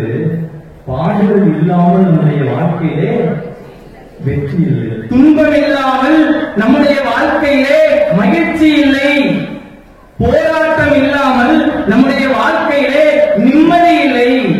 அப்போ இன்றைய விழா, இன்றைய இந்த திருப்பாடுகளின் குருத்து ஞாயிறு, அன்புக்குரிய கத்தோலிக்க கிறிஸ்தவ மக்களே, நமக்கு கொடுக்கக்கூடிய செய்தி, பாடுகள் இல்லாத, துன்பம் இல்லாத ஒரு வாழ்க்கையிலே மகிழ்ச்சியும் மன நிம்மதியும் என்ன செய்யாது? வந்து சேராது. அப்போ இந்த நாள்ல நாம் எப்படிப்பட்ட துன்பங்களை நம்முடைய வெற்றி வாழ்க்கைக்காக தாங்கிக் கொள்கிறோம், இன்னைக்கு மனநிலைகள் எல்லாம் எப்படி இருக்கிறது என்பதை சிந்தித்து பார்ப்பதற்கு தான் நம்முடைய ஆண்டவர் இயேசு கிறிஸ்து இன்று நம்மை அழைக்கிறார். நம்ம எல்லாரும் சதவியாக்களிலிருந்து இங்க வந்து இப்போ வரைக்கும், இந்த நொடிக்கு வரைக்கும் என்ன மனநிலையில் நம்ம இங்க உட்கார்ந்து இருக்கிறோம் அப்படின்னு ஒரு கேள்வி கேட்டு பார்த்தா, வரும்போதே சிலுவை என்ன செஞ்சுட்டு இருக்கோம்? என்ன செஞ்சுட்டு இருக்கோம்? சுத்திட்டு இருக்கோம். பக்கத்துல உள்ளவர்கிட்ட ஏதாவது என்ன செஞ்சுட்டு இருக்கோம்? என்ன செஞ்சுட்டு இருக்கோம்? பேசிட்டு வந்திருக்கோம், சிரிச்சுட்டு வந்திருக்கோம். இல்ல எதையோ போராடப்பா இன்னைக்கு போகணும், வருஷத்துக்கு ஒரு நாள் போய் போகலைன்னா ஆண்டவர் என்ன செஞ்சுருவாரு? கண்ணை குத்திடுவாருன்னு சொல்லி வேகமா நம்ம என்ன செஞ்சுட்டு வந்திருக்கோம்? நடந்துட்டு வந்திருக்கோம். நான் வாசகம் வாசிக்கும் போதும் பார்த்தேன், இன்றைய நாளிலே திருப்பாடுகளுடைய வாசகங்களை வாசிக்கிற போது ஆண்டவருடைய பாடுகளை தியானிப்பதற்காகத்தான் இவ்வளவு நீண்ட வாசகத்தை இந்த நாளிலே வச்சு அந்த நேரத்தில் எந்திரிச்சு நிக்கணும் அப்படிங்கிற ஒரு காரியத்தை திருச்சபை நமக்கு என்ன செய்கிறது, கற்றுக் கொடுக்கிறது.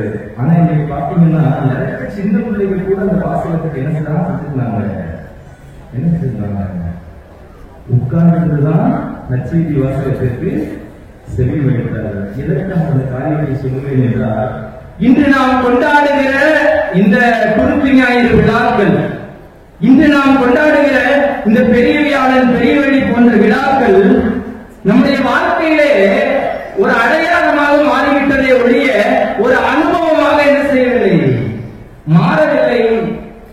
பாடுகளை ஏற்றுக்கொண்டு வெற்றியை அடைய வேண்டும் என்கிற ஒரு மனநிலை இன்று நம்முடைய வாழ்க்கையிலே, அதுவும் குறிப்பாக கத்தோலிக்க கிறிஸ்தவருடைய வாழ்க்கையிலே குறைந்து கொண்டிருப்பதை இன்றைய விழா நமக்கு நினைவூட்டுகிறது. பாடுகளின் வழியாக, சிலுவையின் வழியாகத்தான் வெற்றியாகிய குருத்தை நம்முடைய வாழ்க்கையிலே உயர்த்த முடியும் என்கிற உண்மையை இந்த நாட்களிலே நாம் உணர்ந்து கொள்ள என்ன செய்து விடுகிறோம், மறந்து விடுகிறோம். நமக்குள் இருந்த அந்த ஆர்வம், ஆண்டவரை தேட வேண்டும் என்கிற தாகம், பிறருக்காக உயிரை கொடுக்க வேண்டும் என்கிற, பிறருக்காக தன் வாழ்வையை அர்ப்பணிக்க வேண்டும் என்கிற அந்த அன்பு இந்த நாட்களிலே தனிந்து கொண்டிருப்பதை நாம் என்ன செய்து கொண்டிருக்கிறோம், பார்த்து கொண்டிருக்கிறோம். இன்னைக்கு இயேசு அதுதான் கற்றுத் தருகிறார். நம் ஒவ்வொருவருக்காக அவர் சிலுவையினுடைய பாடுகளை ஏற்றுக்கொள்வதற்கு என்ன செய்கிறார், கடந்து போகிறார். இன்னைக்கு பாத்தீங்கன்னா ரெண்டு முரண்பாடு சொல்லுவாங்க. வரும்போது எல்லாரும் ஓசன்னா ஓசன்னா என்று சொல்லி இயேசுவை பாடி என்ன செய்கிறார்கள், வரவேற்கிறார்கள். எப்பா உன்னை போல ஒரு விடுதலை கொடுக்கக்கூடிய மீட்பு இந்த உலகத்துல இல்ல, நீதான் எல்லாம் அப்படின்னு சொல்லி வரவேற்கிறார்கள். ஆனா நற்செய்தி வாசகத்துல அப்படியே கிரேக்க திருப்பி போட்ட மாதிரி நற்செய்தி வாசகத்திலே வாசிக்க கேட்கிறோம், இவன் ஒழிக. எந்த கூட்டம் இயேசுவை பார்த்து நீரே மெசியா, ஆண்டவர் பெயரால் வருகிறவர் ஆசி பெற்றவர் என்று சொன்னதோ, அதே மக்கள் ஜனம் என்ன சொல்கிறது, நீ ஒழிய வேண்டும், இவன் சாக வேண்டும் என்று சொல்லி அப்படியே பிளேட் என்ன செய்யறாங்க, திருப்பி போடுறாங்க. ஆனா ஒரு நல்ல தலைவனாக இருந்து, ஒரு நல்ல தலைவனாக இருந்து இயேசு என்ன செய்கிறார், தன் மக்கள் சொன்ன அந்த வார்த்தைகளை எல்லாம் தன் இருதயத்தில் வாங்கிக் கொண்டு அவர்களுக்கு விடுதலை கொடுக்க வேண்டும் என்பதற்காக தன் உயிரையும் கையளிப்பதற்கு அவர் என்ன செய்கிறார், ஒத்துக்கொள்கிறார். இன்னைக்கு எல்லாருமே தியானிச்சு பார்க்கணும். எல்லாருமே ஒரு தலைமைத்துவ பண்புல இருக்கிறோம். இன்னைக்கு ஊர் தலைவர்கள், சமுதாய தலைவர்கள், கோவில் பொறுப்பாளர்கள், அன்பிய தலைவர்கள், குடும்பத்தில் அம்மா அப்பா, ஸ்கூல்ல டீச்சர், இப்படி எல்லாருமே இருக்கிறோம். அப்படிதானே எல்லாருமே ஒரு தலைமைத்துவ பண்புல இருக்கிறோம். ஆனா இன்றைக்கு கேட்கப்பட வேண்டிய கேள்வி என்ன, இந்த தலைமைத்துவ பண்பில் இருக்கிற நாம் இயேசுவை கடவுளாக ஏற்றுக்கொண்டு குருத்தோலைகளை ஏந்தி ஆண்டவர் பெயரால் வருகிறவர் வாழை என்று சொல்லி ஆண்டவருக்காக, என் தெய்வத்திற்காக அவர் காட்டிய வழியில் நடப்பேன் என்று சொல்லுகிற நாம் நம்முடைய தலைமைத்துவ வாழ்க்கையிலே துன்பங்களை ஏற்றுக்கொள்வதற்கு தயாராக இருக்கிறோமா அப்படிங்கிற ஒரு கேள்வி இன்று கேட்கப்பட வேண்டும். நம்முடைய இருதயத்தின் ஆழத்திலே நம்ம கேட்க வேண்டும், துன்பங்களை ஏற்றுக்கொள்வதற்கு நாம் தயாராக இருக்கிறோமா? இன்னைக்கு இந்த மனநிலைகள் எல்லாம் என்ன செஞ்சிருச்சு, குறைஞ்சு போயிடுச்சு. பல நேரங்களில் நம்ம சொல்லியிருக்கிறோம் இல்லையா, ஒரு குடும்பத்துல ஒரு தாயும் தந்தையும் சேர்ந்துதான் ஒரு திருமண காரியத்தை என்ன செய்கிறார்கள், நடத்தி வைக்கிறாங்க. ஆனா அந்த திருமண காரியம் முடிந்த ஒரு சில நாட்களிலேயே இந்த பிள்ளை வீட்டுக்கு வந்த உடனே அம்மா அப்பா என்ன செய்யறாங்க, பிள்ளைய நீ போகவே வேண்டாமா, அவன் ஒரு பயங்கரமான ஒருத்தமாக, நீ அவளோட என்ன செய்ய வேண்டாம், வாழ வேண்டாம் அப்படிங்கிற ஒரு நிலை. அவங்க என்ன சொல்றாங்க கேட்டா, இப்படிப்பட்ட துன்பத்திலையா என் பிள்ளை என்ன செய்யும், துன்பமே வேண்டாம், எப்பயுமே இன்பம் தான், எங்களுக்கு துன்பமே வேண்டாம், யாரும் எங்களை எதுவும் சொல்லிடக்கூடாது அப்படிங்கிற ஒரு மனநிலை இன்று நம்மிடத்தில் ஆழமாய் வேரூன்றி இருக்கிறது. குடும்ப வாழ்க்கையில இப்படிப்பட்ட மனநிலைகள் இருப்பதால் தான் பெற்ற தாயும் தந்தையும் தலைமைத்துவ பண்பில் இருந்து துன்பங்கள் இல்லாத வாழ்க்கை இல்லைங்கிற பிள்ளைகளுக்கு என்ன செய்யணும் சொல்லி கொடுக்கணும். அப்படிப்பட்ட தாயும் தகப்பனுமே பிள்ளைகளுடைய வாழ்க்கையை கெடுக்கக்கூடிய ஆழ நிலைகளை நாம் என்ன செய்து கொண்டிருக்கிறோம், நிறைய பார்த்து இருக்கிறோம். காரணம் என்ன, துன்பங்களை ஏற்றுக்கொள்ள முடியாத மனநிலை. இன்னைக்கு பார்க்கிறோம், சமூகத்தினுடைய தலைவர்கள், பெரிய பெரிய பொறுப்புகளில் இருக்கிறவர்கள். நீங்க பாத்தீங்கன்னா ஒவ்வொரு தலைவர்கள் வரும்போது என்ன செய்யறாங்க? ரோட பிளாக் பண்றாங்க, அங்க குடிக்கிறாங்க, இங்க குடிக்கிறாங்க. ரொம்ப கஷ்டம், ரொம்ப கஷ்டம். ஸ்கூலுக்கு கூட போக முடியாது அப்படிங்கிற ஒரு நிலை எல்லாம் இருக்கிறது. ஆனா நீங்க பாத்தீங்கன்னா இந்த தலைவர்களுடைய வீடுகள்லாம் எப்படி இருக்குது? இன்னைக்கு எப்படி இருக்குது? ரொம்ப ரொம்ப செழிப்பா இருக்குது. வெள்ளை சட்டையை போட்டு கட்டிட்டு வந்து நேரம் அடிச்சிருக்கிறது. ஆனா இந்த மக்களுக்காக ஏதாவது ஒரு துன்பத்தை தாங்கிக் கொண்டிருக்கிறார்களா? இந்த மக்களுக்கான ஒரு நல்ல வாழ்வின் வழியை இயேசுவை போல முன்னின்று செய்து கொடுத்தார்களா? இந்த மக்களுக்காக, இந்த தொழில் வாழ்க்கைக்காக தங்களுடைய குடும்பத்திலே துன்பங்களை ஏற்றுக்கொண்டு ஒரு முன்மாதிரியான தலைவர்களாக திகழ்ந்தார்களா? இயேசுவை போல நான் இருக்கிறேன், என் பின்னே வாருங்கள் என்று சொல்லி வழிகாட்டக்கூடிய நல்ல தலைவர்களாக நம்முடைய தலைமைத்துவம் மாறி இருக்கிறதா? கேள்விகள் கேட்கப்பட வேண்டும். இன்னைக்கு யோசிக்கிற சமூகமாக நாம் இல்ல. யாரு வேணாலும் என்ன வேணாலும் செய்யுங்க, என்ன செய்யுங்க, செஞ்சுட்டு போங்க. 100 ரூபாய் 200 ரூபாய் நாங்க கொடுத்துக்கிறோம் அப்படின்னு சொல்லிட்டு நம்ம அப்படியே கடந்து போய் கொண்டிருக்கிறோம். அந்த சிந்திக்கிற தன்மையே நமக்கு என்ன செஞ்சிருச்சு? குறைஞ்சு போச்சு. துன்பங்களை ஏற்றுக்கொள்ள வேண்டும். ஒரு தலைமைத்துவ பண்பிலே வாழக்கூடியவர்கள், ஒரு ஊரை, ஒரு சமூகத்தை உருவாக்க வேண்டிய பொறுப்பில் இருக்கிறவர்கள் அந்த துன்பத்தை தாங்கிக் கொண்டு, அதற்காக வரக்கூடிய இடையூறுகளை எல்லாம் தாங்கிக் கொண்டு பயணிக்க வேண்டும். ஒரு முறை ஒரு பள்ளிக்கூடத்திற்காக உதவி கேட்டு வெளியிலிருந்து ஒரு பாடலுக்கு போன் பண்ணேன். போன் பண்ணும்போது அந்த பாடலை என்கிட்ட கேட்டாரு, உங்க ஸ்கூலை பத்தி ஏதாவது ஏற்கனவே இதெல்லாம் செஞ்சிருக்கிறோம், இவ்வளவு விடுதலை இருக்கிறாங்க, இப்படின்னு ஏதாவது வரலாறு இருக்குதா அப்படின்னு சொல்லி கேட்டாங்க. எனக்கு எதுவும் தெரியல. 2வது கேள்வி கேட்டாரு, 5 ஆண்டுகள் 10 ஆண்டுகளுக்கு இப்படிலாம் ஸ்கூலை உருவாக்கணும் ஏதாவது திட்டம் தீட்டி வச்சிருக்கீங்களா அப்படின்னு சொல்லி கேட்டாரு. எனக்கு எதுவுமே தெரியல. 3வது கேள்வி கேட்டாரு, அந்த ஸ்கூலுக்குன்னு ஒரு கமிட்டி இருப்பாங்களே, அந்த கமிட்டி என்னையாவது கூடி பேசுற ரிப்போர்ட் எல்லாம் எங்கேயாவது எழுதி வச்சிருக்கீங்களா அப்படின்னு சொல்லி கேட்டாரு. என்ன செய்யல? தெரியல. சொன்னாரு, ஃபாதர் நீங்க ஃபாதர், என்னது நீங்க அவங்கதான் இருக்காங்கன்னா நீங்களும் என்ன செய்யக்கூடாது, இப்படி இருக்கக்கூடாது. எதுவுமே இல்லாம இந்த காலத்துல எப்படி உதவி செய்ய முடியும், இதெல்லாம் இருக்கான்னு கேளுங்கன்னு சொன்னார். நானும் சம்பந்தப்பட்ட பள்ளியை சென்று போய் கேட்டா அந்த பள்ளிக்கூடத்தில் எதுவுமே இல்லை, எதுவுமே இல்லை. வாழ்வுக்கான வழியே இல்லை. அந்த பள்ளிக்காக தீட்டியிருந்த திட்டங்கள் எதுவுமே இல்லை. அந்த ஊருக்காக, அந்த பிள்ளைகளுக்காக செய்ய வேண்டிய நலத்திட்டங்கள் எதுவுமே இல்லை, எதுவுமே இல்லை. ஆனா அந்த பள்ளிக்கு ஒரு கமிட்டி இருக்கிறது, செயல்படுகிறது. எல்லா நாட்களையும் கூடி ஆலோசிக்கிறார்கள். என் அன்புக்குரியவர்களே, இந்த நிகழ்வை கேட்கிற போதுதான் நம்ம இந்த தியானிச்சு பார்க்கிறோம். துன்பங்களை தாங்கிக் கொள்வது, பிள்ளைகளினுடைய வாழ்வுக்காக என்ன திட்டங்களை தீட்டுகிறோம், என்னென்ன காரியங்களை சந்திக்கிறோம், எத்தனை இடங்களை சென்று நாம் பேசினோம், ஏற்றுக்கொண்டோம் என்ற அந்த ஒரு மனநிலை நம்முடைய வாழ்க்கையில் குறைந்து கொண்டு போய் கொண்டிருக்கிறது.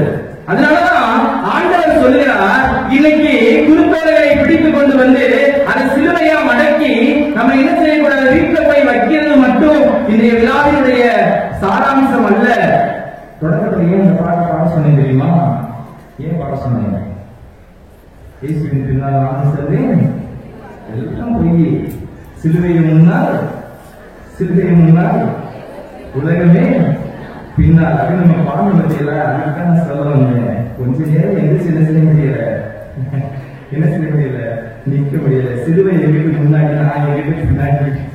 அல்லேலூயா, இயேசு புகழ், மரியே வாழ்க. இந்த விழா அதைத்தான் சொல்லிக் கொடுக்கிறது. பாடுகளின் வழியாய் வெற்றி, துன்பங்கள் வழியாய் வெற்றி.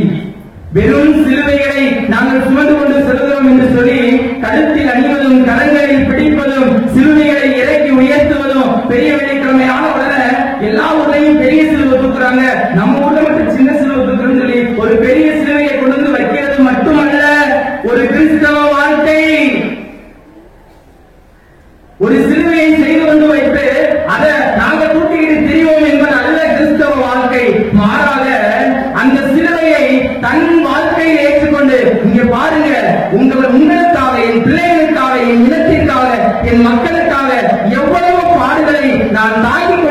செய்கிறேன் என்று சொல்லி தன் வாழ்வை ஒப்புக் கொடுத்து ஒரு ஏழையாய் வாழுகிற ஒரு தலைவன், அன்றாட காரியங்களிலே ஓடி ஓடி தன் மக்களுக்கான தேவைகளை சந்திக்கக்கூடிய ஒரு தலைவன். அப்படிப்பட்ட ஒரு நிலையில் வாழக்கூடிய சமூகம் தான் உயர்ந்த இடத்தை அடைய முடியும் என்பதற்குரியவர்களே. எனவே இந்த நாளில் எல்லாரும் வந்திருக்கிறோம், ரொம்ப சந்தோஷம். எல்லாரும் வந்திருக்கிறோம். தயவு செய்து யோசித்து பாருங்கள். மனநிலைகள் மாற வேண்டும். துன்பம் இல்லாத வாழ்க்கையிலே வெற்றி என்பது என்ன செய்ய முடியாது, இருக்கவே முடியாது. அதனாலதான் இந்த மழைக்கு தயாரித்துக் கொண்டிருக்கும் போது சொன்னாங்க, 10 மாதம் அந்த தாய் படுகிற துன்பம் தான் உனக்கு சந்ததி என்ற ஒரு புண்ணியத்தை என்ன செய்யும், தேடி கொடுக்கும். ஐயோ 10 மாசங்க அதெல்லாம் சுமக்க முடியாது, ரொம்ப வலிக்க ஊசி போடணும், மாமியார் சொல்ல மருமகன் சொல்ல எல்லா தொலையும் இருக்கு, என்னால பிள்ளை பெற்றுக்க முடியாது அப்படின்னு சொல்லி சொன்னா மலடியாக மலரனாகவே நம்முடைய வாழ்க்கை என்ன செய்து விடுவோம், முடிந்து விடுவோம். துன்பத்தில் தான் ஒரு வெற்றி என்ன செய்கிறது, பிறக்கிறது. என்ன துன்பங்களை நாம் ஏற்றுக்கொள்கிறோம். இந்த குருத்தை ஞாயிறு இந்த வாரம் முழுவதுமாக, இந்த புனித வாரம் முழுவதுமாக நாம் தியானிக்க வேண்டிய ஒரு காரியம், என் மக்களுக்காக, என் குடும்பத்துக்காக, என் தொழில் வாழ்க்கைக்காக, என் தொழில் வாழ்க்கைக்காக என்ன துன்பங்களை நான் தாங்கிக் கொள்கிறேன், எப்படிப்பட்ட துன்பங்களை நான் ஏற்றுக்கொள்கிறேன். சுயநலம் நிறைந்த ஒரு உலகமாக, ஒரு ஊராக, ஒரு சமூகமாக நாம் மாறிக்கொண்டிருக்கிறோமா, அல்லது நம்முடைய வாழ்க்கையை பிறருக்கு கொடுத்து வாழ வைக்க வேண்டும் என்று சொல்லக்கூடிய ஒரு நல்ல தலைவனாக குடும்பத்திலே, சமூகத்திலே, அங்கங்களிலே, நகர்களிலே நாம் வாழ்ந்து கொண்டிருக்கிறோமா என்பதை தியானிக்க வேண்டிய கட்டாயத்தில், கடமையில் இன்று நாம் தள்ளப்பட்டிருக்கிறோம். இப்படி யோசிக்கலைன்னா நாம் ஒரு அழிவை நோக்கி செல்லக்கூடிய மக்களாக வாழ்ந்து விடுவோம். எனவே நம்பக்கூடிய மக்களே, கண்களை நீக்கி கடன்களை பிரித்து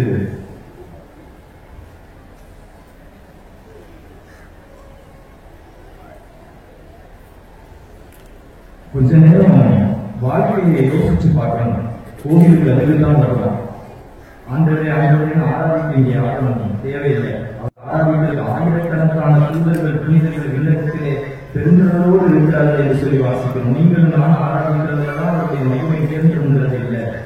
கண்களை மூடி நான் இன்னைக்கு எப்படி வாழ்றேன், ஒரு துன்பத்தை தாங்கிக்கிறேன்னா என் குடும்பத்துல, ஒரு கணவர் சொல்லுகிற வார்த்தையை, மனைவி சொல்லுகிற வார்த்தையை, திருமணமான பிள்ளைகளுக்குள்ள பிரச்சனை வந்த பின்னாடி தாயும் தகப்பனும் அதை எந்த மாதிரி நம்ம வழிநடத்துகிறோம், பிள்ளைகளை வழிநடத்துகிறோம்.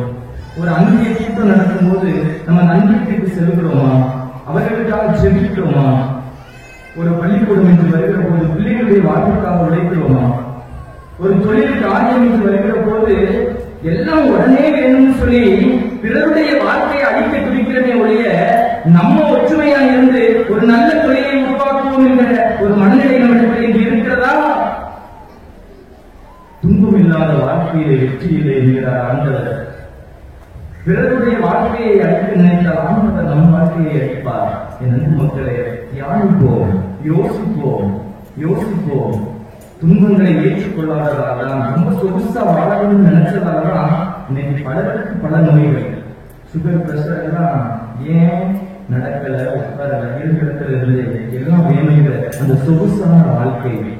இன்னைக்கு கோவிலா தெரியும், மருத்துவமனையா தெரியும். ஆனா இந்த துன்பங்களை ஏற்றுக்கொள்ளக்கூடிய மனநிலைகள் இடத்துல இருக்கிறதா? தியானிப்போம், சிந்திப்போம். இந்த சமூகத்தை கட்டமைக்கக்கூடிய, ஒரு வளர்ச்சிக்கான பாதைகளை முன்னெடுக்கக்கூடிய நல்ல அறிவு பெற்ற மனிதர்களை இந்த சமூகத்தினுடைய தலைவர்களாக நாம் தேர்ந்தெடுத்திருக்கிறோமா? என்ன சாதித்திருக்கிறோம்? இயேசு நமக்கு முன் சென்றார். நான் சாவை ஏற்றுக்கொள்கிறேன், என் மக்கள் வாழ வேண்டும் என்று சொல்லி, என்னை இகழ்ந்தவர்கள் இகழ்ந்தாலும் பரவாயில்லை என்று சொல்லி ஏற்றுக்கொண்டார். அந்த தெய்வத்தின் பாதையிலே பின் செல்கிற மக்களாக நாம் வாழ வளர இந்த தவக்காலத்தினுடைய இறுதி வாரமான இந்த வாரம் நமக்கு உதவி செய்ய வேண்டும் என்று சொல்லி இதுவரைக்கும் உணர்ந்து பாடவில்லை என்றாலும் இந்த இறுதி நேரத்தில் அவர் உணர்ந்து சேர்ந்து இயேசுவை பார்த்து பாடுவோம். இயேசுவின் பின்னால் நான் செல்வேன், இறுதி பாதமாகவே திரும்பி பார்க்க மாட்டேன். சிலுவை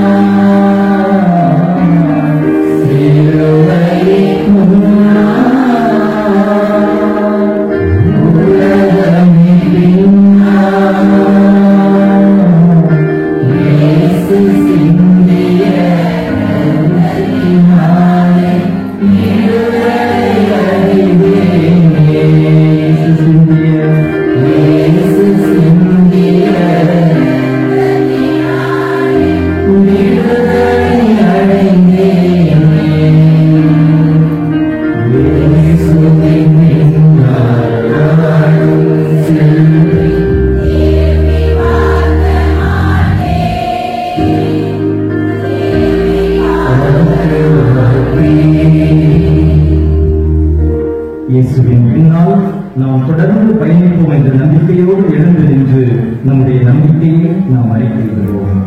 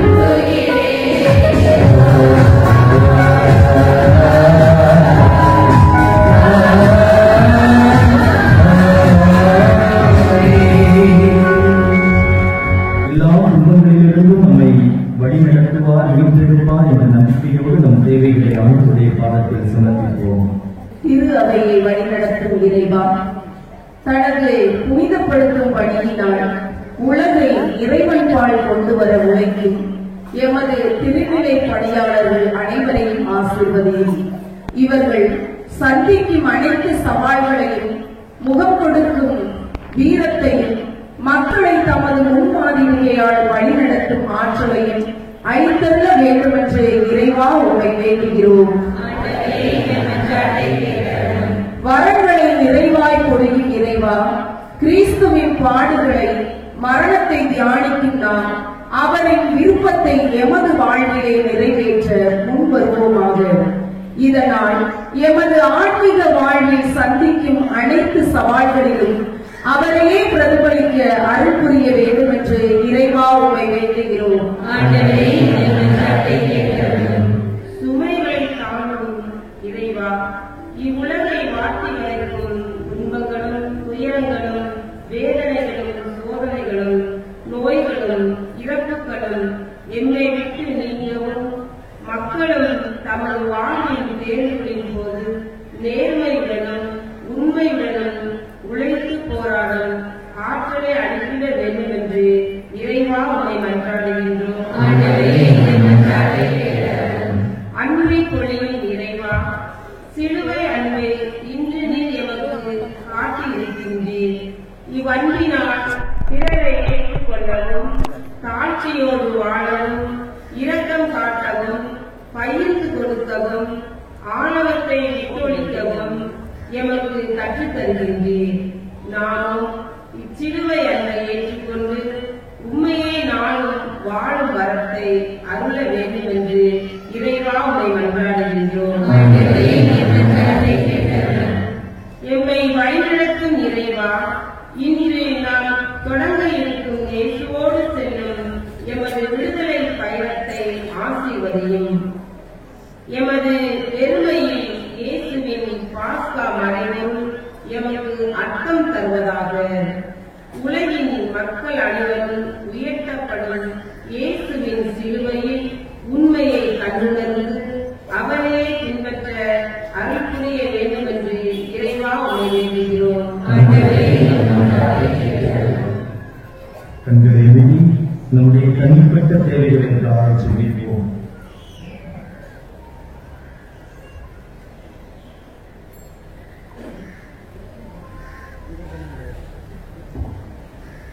நம்முடைய குடும்பங்கள், நம்முடைய தேர்தல், நம்முடைய தொழில் வாழ்க்கை, கண்களை அழிந்து கொண்டிருக்கிற நம்முடைய இளம் பிள்ளைகளினுடைய வாழ்க்கை, துன்பத்தினுடைய அந்த சுவையே தெரியாமல் வளர்த்தெடுக்கப்படக்கூடிய பிள்ளைகளினுடைய வாழ்க்கை, தற்போதைய எண்ணங்களுக்கு தன்னையை உட்படுத்திக் கொண்டு துன்பத்தை கண்டவுடனே வீழ்த்திக் கொள்கிற எத்தனையோ பிள்ளைகள் வாழ்ந்து கொண்டிருக்கிறார்கள். இந்த நிலை மாற கடலோடு போராடுகிற நாம் துன்பத்தை எதிர்கொண்டால்தான் வாழ்க்கை வீழ்வு என்பதை ஆழமாய் உணர்ந்து கொள்ளக்கூடிய மனநிலை நம்முடைய பொது தளத்தில் உருவாக வேண்டும்.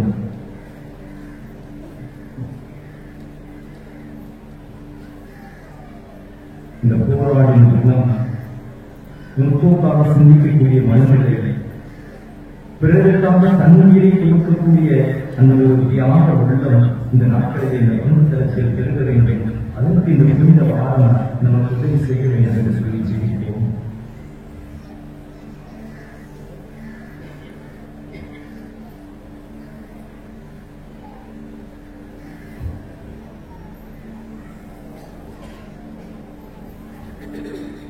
தாயும் தந்தையுமாக இருக்கிற இந்த தெய்வமே, நீர் கடவுளாக இருந்த போதும் உன் பிள்ளைகளை மீட்பதற்காக இந்த மன்னகத்திற்கு மனிதனாய் ஏழையின் அடிமையின் மனிதனை ஏற்று தன்னையே தாழ்த்திக் கொண்டிருந்து வாசிக்கிறோம். இன்று பல நேரங்களிலே நாங்கள் ஆணவ போக்கிலே துன்பங்களை ஏற்றுக்கொள்ளாத மனநிலையோடு வாழ்கிறோம். ஆண்டவரே, இந்த நாட்களில் நாங்கள் வேண்டி இருக்கிற இந்த மன்றாட்டுகளுக்காக நாங்களே எங்களுடைய துன்பங்களை நமக்கு ஒப்புக் கொடுத்து உழைக்கக்கூடிய அந்த நன்றி விளையத்தை இந்த நாளில் ஆளலாம். ஆண்டவரே, உங்களுடைய துன்பத்தில் துணை நின்ற சீமோனை போல இதோ இதெல்லாம் நம்முடைய வாழ்க்கையின் தேவை என்று சொல்லி நாங்கள் நம்பிக்கையோடு உடைய வாழ்க்கை ஒப்புக் கொடுத்திருக்கிற இந்த மன்றாட்டுகளுக்கு நீர் துணையிலிருந்து எங்களுக்கு இதை செய்து இருக்கிறார். நம்பிக்கையோடு உங்களுடைய கருத்தில் எல்லாவற்றையும் ஒப்புக் கொடுக்கிறோம். தொடர்ந்து எங்களை ஆசிர்வதியும். நீங்கள் ஆண்டவரான இயேசுவின் திரு நாமத்திலே உங்களை நோக்கி மன்றாடுகிறோம். ஆமென்.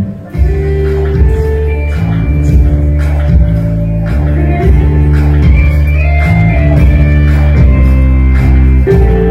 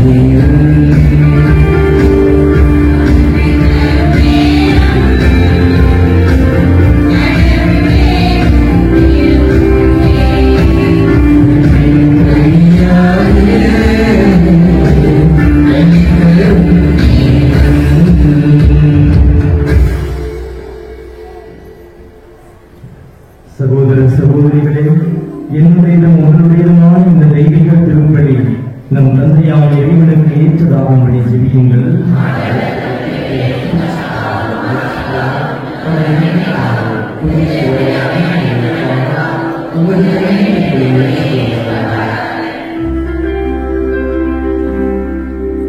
ஆண்டவரே எங்கள் இறைவா,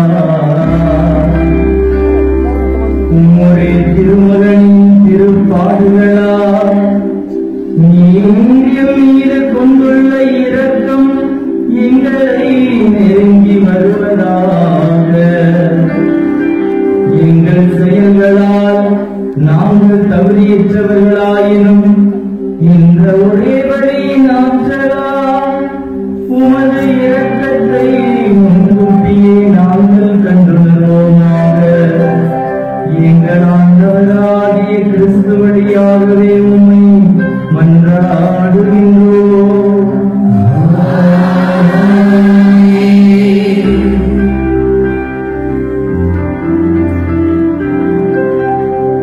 ஆண்டவர் உங்களோடு இருப்பாராக.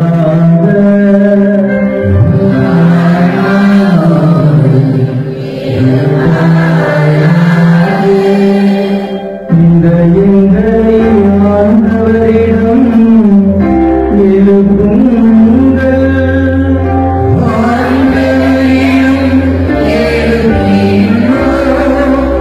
நம் இறைவனாகிய ஆண்டவருக்கு நன்றி கூறுவோம். தகுதியும் நீதியும் மாறுது.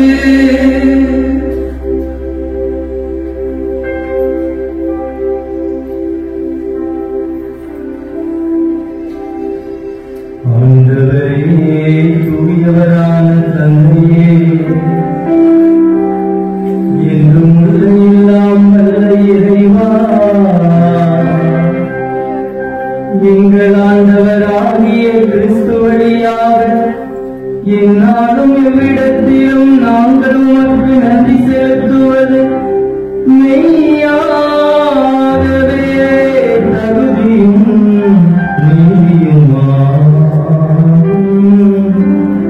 எங்கள் கடமையும் மெய்யுக்கு உரிய செயலுமாகும்.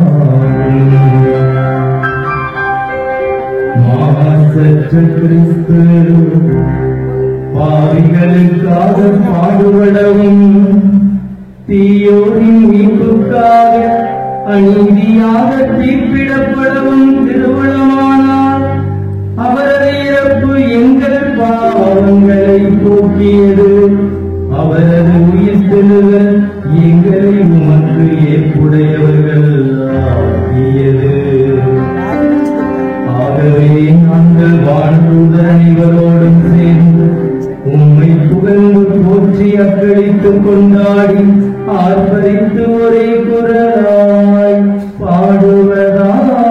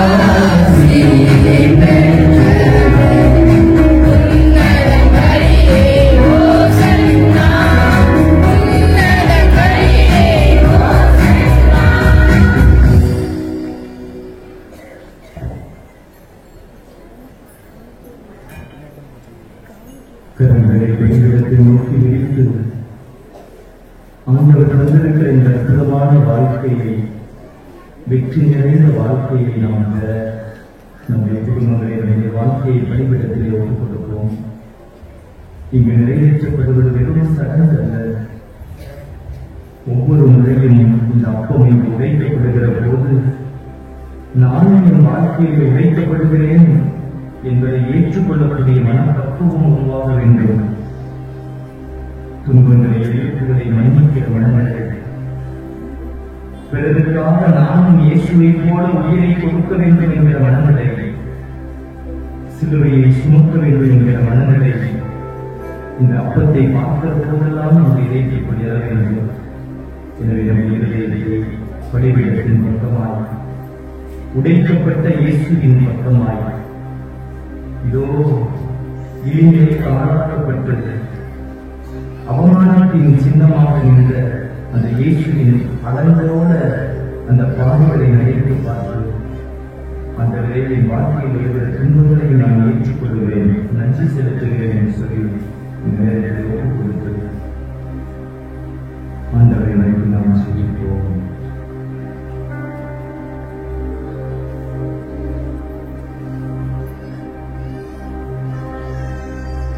ஆண்டவரே நீர் மெய்யாகவே தூயவர்,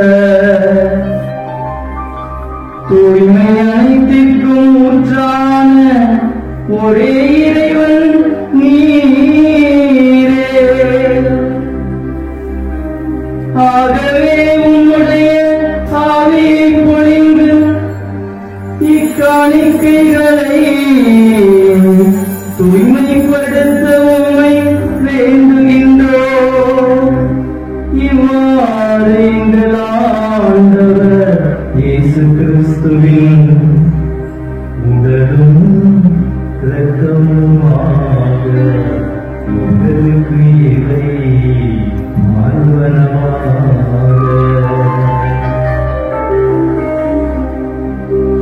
அவர் பாடுபட உளம் கனிந்து தம்மை கையளித்த போது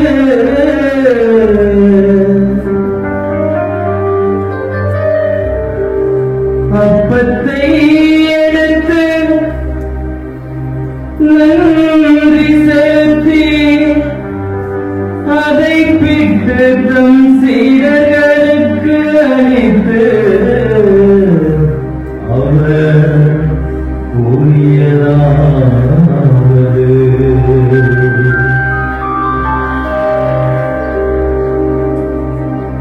அனைவரும் இதிலிருந்து பெற்று உண்ணுங்கள்.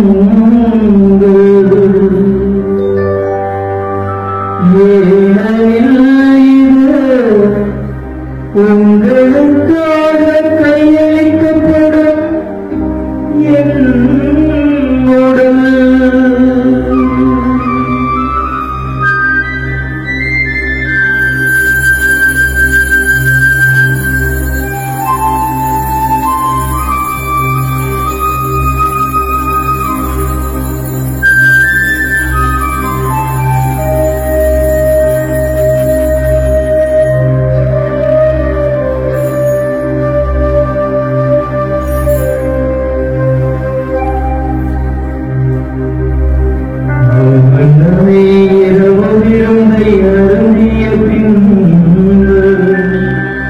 கிண்ணத்தையும் எடுத்து மீண்டும் உமக்கு நன்றி கூறி தம் சீடர்களுக்கு அளித்து அவர் கூறியதாவது,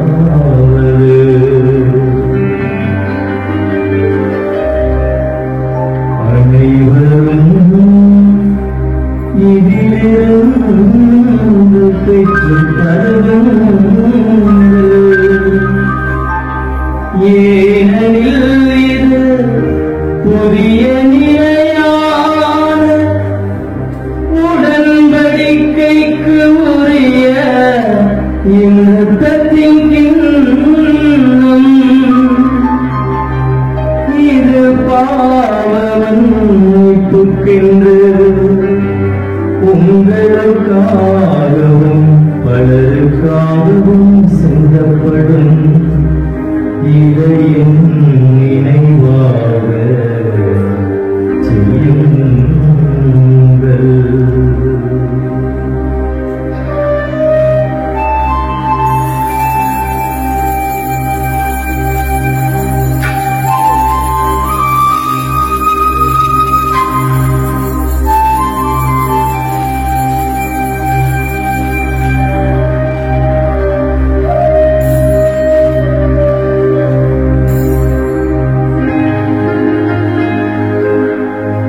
நம்பிக்கையும் மறைபொருள்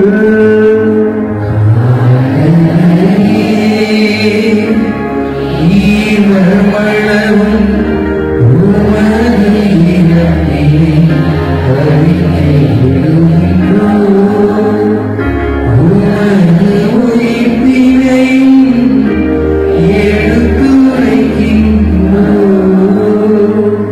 ஆகவே ஆண்டவரே, நாங்கள் கிறிஸ்துவின் இறப்பினையும் உயிர்ப்பினையும் நினைவு கூர்ந்து வாழ்வு தரும் அப்பத்தையும் மீட்பளிக்கும் இனத்தையும் உமக்கு ஒப்புக் கொடுக்கிறோம். உம் திருமுன்னின்று உமக்கு ஊழியம் புரிய தகுந்தவர்கள் என எங்களை ஏற்றுக்கொண்டீர். எனவே உமக்கு நன்றி செலுத்துகிறோம். மேலும் கிறிஸ்துவின் உடலிலும் இரத்தத்திலும் பங்கு கொள்ளும் எங்களை தூய ஆவியார் ஒன்று சேர்க்க வேண்டும் என உம்மை தாழ்மையுடன் மன்றாடுகின்றோம்.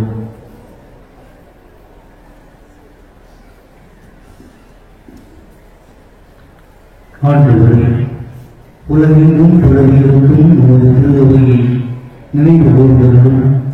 எங்களது திருத்தந்தை பிரான்சிஸ், ஏனைய கருநாள்கள், பேராயர்கள், எங்கள் ஆயுள் 100 ஆண்டும் ஏனைய ஆயர்கள், என் சமய தலைவர் பெருமையும் சமைச்சடிகளார், ஏனைய பணியாளர்கள், எங்கள் சகோதரிகள், என் மண்ணின் மைந்தோர்கள், மறைபரப்பு நாடுகளில் மறைபரப்பு மாநிலங்களில் பணிபுரியக்கூடிய அனைவரோடும் உமது திருவகையை அன்பில் நிறைவுள்ள செய்கிறோம். மேலும் உயிர்த்தலும் எதிர்நோக்குள்ள சகோதர சகோதரிகளை இறந்தோர் அனைவரையும் குறிப்பாக குடும்பத்தில் சிறந்த தலைமையை ஏற்று வழிநடத்தி குடும்பத்திற்காக உழைத்து ஓனாய் தேய்ந்து பிள்ளைகள் நலன்களும் வாழணும் என்று சொல்லி பல்வேறு தியாகம் நிறைந்த உணர்வோடு இந்த குடும்பங்கள் எல்லாம் கட்டி எழுப்பி சிறப்பான விதத்திலே வாழ்த்து உங்களுடைய திருவடிக்கு வந்துள்ள அனைவரையும் ஒப்புக்கொடுக்கிறோம். ஆஸ்பத்திரியில் திருமுகவழிகள் ஏற்றுக்கொள்வார். உன் திருமணத்தில் மன்றாடி ஜெபிக்கிற அன்பு பிள்ளைகளை ஆஸ்பத்திரி நல்ல தலைமையிலே ஆண்டவரே நாங்கள் ஒவ்வொருவரும் ஏற்று குடும்ப வாழ்வில், சமூக வாழ்வில், அரசியல் வாழ்வில் என்னாலும் யாம் நிறைந்த அன்பு சமூகத்தை கட்டி எழுப்பிட நீரே தயவுபடி நீங்கள் நடுவில் தயவாய் இறக்கமாய் கடவுளை கண்டித்தாய் மாற்றுமிக்க மரியா அவருடைய கணவனாக யோசிப்பு திருத்துவர்கள் இவ்வுலகில் வந்து வாழ்ந்ததற்கு அனைவரும் நிலைவாழ்வில் பகுழ்ந்தவர்கள் பெற்று உன் திருமகன் இயேசு கிறிஸ்து வழியாக புகழ்ந்தேற்று மரமரண உண்மை மன்றாடுகின்றோம். ஆமென்.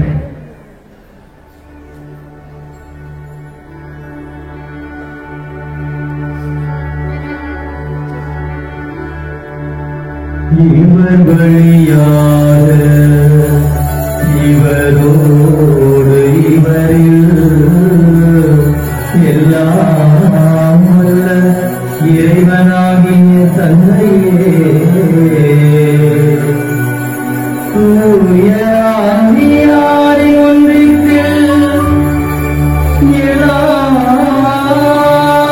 புகழும் மாட்சியும் என்றென்றும் உமக்கு உரியதே.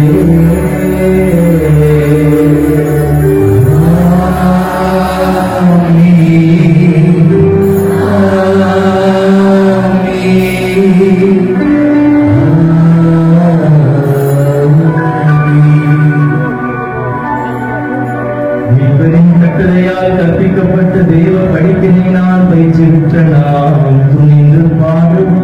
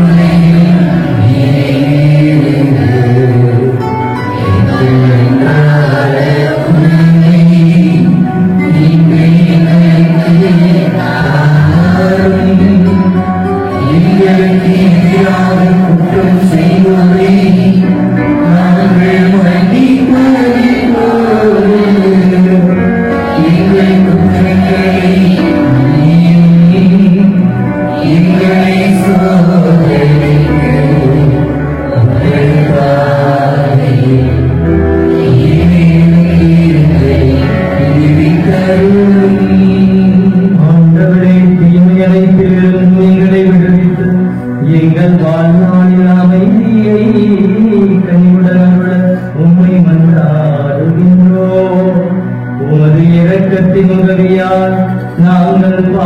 மரணத்திலிருந்து எப்போதும் விடுதலை பெற்று யாதொரு கலக்கமும் இன்றி நலமாயிருப்போமாக. நாங்கள் எதிர்நோக்கி இருக்கிற விண்ணப்ப இன்பத்திற்காகவும் மீட்பராகிய இயேசு கிறிஸ்துவின் வருகைக்காகவும் காத்திருக்கின்றோம்.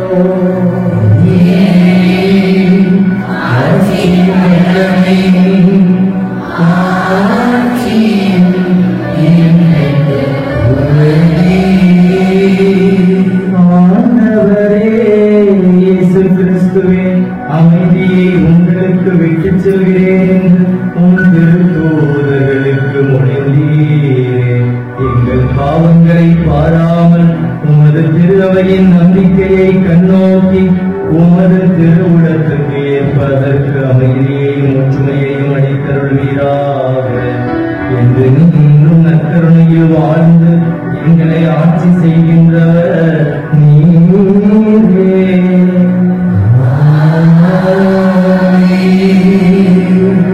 ஆண்டவருடைய அமைதி உங்களோடு என்றும் இருப்பதாக.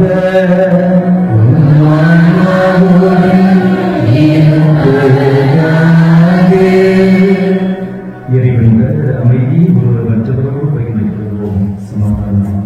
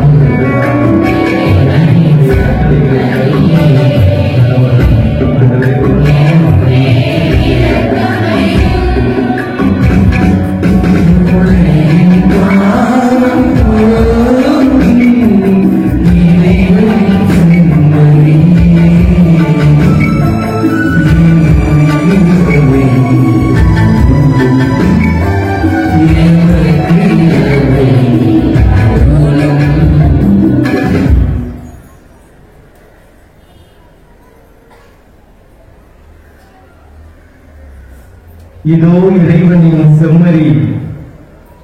இவரே பிறர் செய்த பாவங்களுக்காக தன் உயிரையும் இரத்தத்தையும் கொடுக்கலாம் என்று சொல்லி தன்னுடைய அரச நிலையிலிருந்து, தலைவர் நிலையிலிருந்து, கடவுள் என்கிற தன்மையிலிருந்து இறங்கி வந்தவர். சாதாரண மக்களோடு பயணித்தவர். ஏழ்மையான வாழ்க்கை வாழ்ந்தவர். இவரை பார்க்கிற போதெல்லாம், இந்த நற்கருணை வழியாக இவரை முன்னுகிற போதெல்லாம் நாமும் இவரை போல பிறருக்காக வாழ வேண்டும், துன்பங்களை தாங்கிக் கொள்ள வேண்டும், பகைமையை மன்னித்து மறக்க வேண்டும் என்று சொல்லி கற்றுத் தருகிறவர், நினைவூட்டுகிறவர். சிலுவையை சுமங்கள், அது உங்களுக்கு உயிர்ப்பை தரும், வெற்றியை தரும் என்று சொல்லி நமக்கு கற்றுக் கொடுக்கிறார். நமக்கு வலிமை தர இந்த அப்பத்தின் வடிவில் நமக்குள்ளே வருகிறார். இயேசுவின் திருவிருந்தில் பங்கு பெற இந்த நாளில் பெயர் சொல்லி அழைக்கப்பட்ட நாம் எல்லாரும் பேறு பெற்றவர்கள்.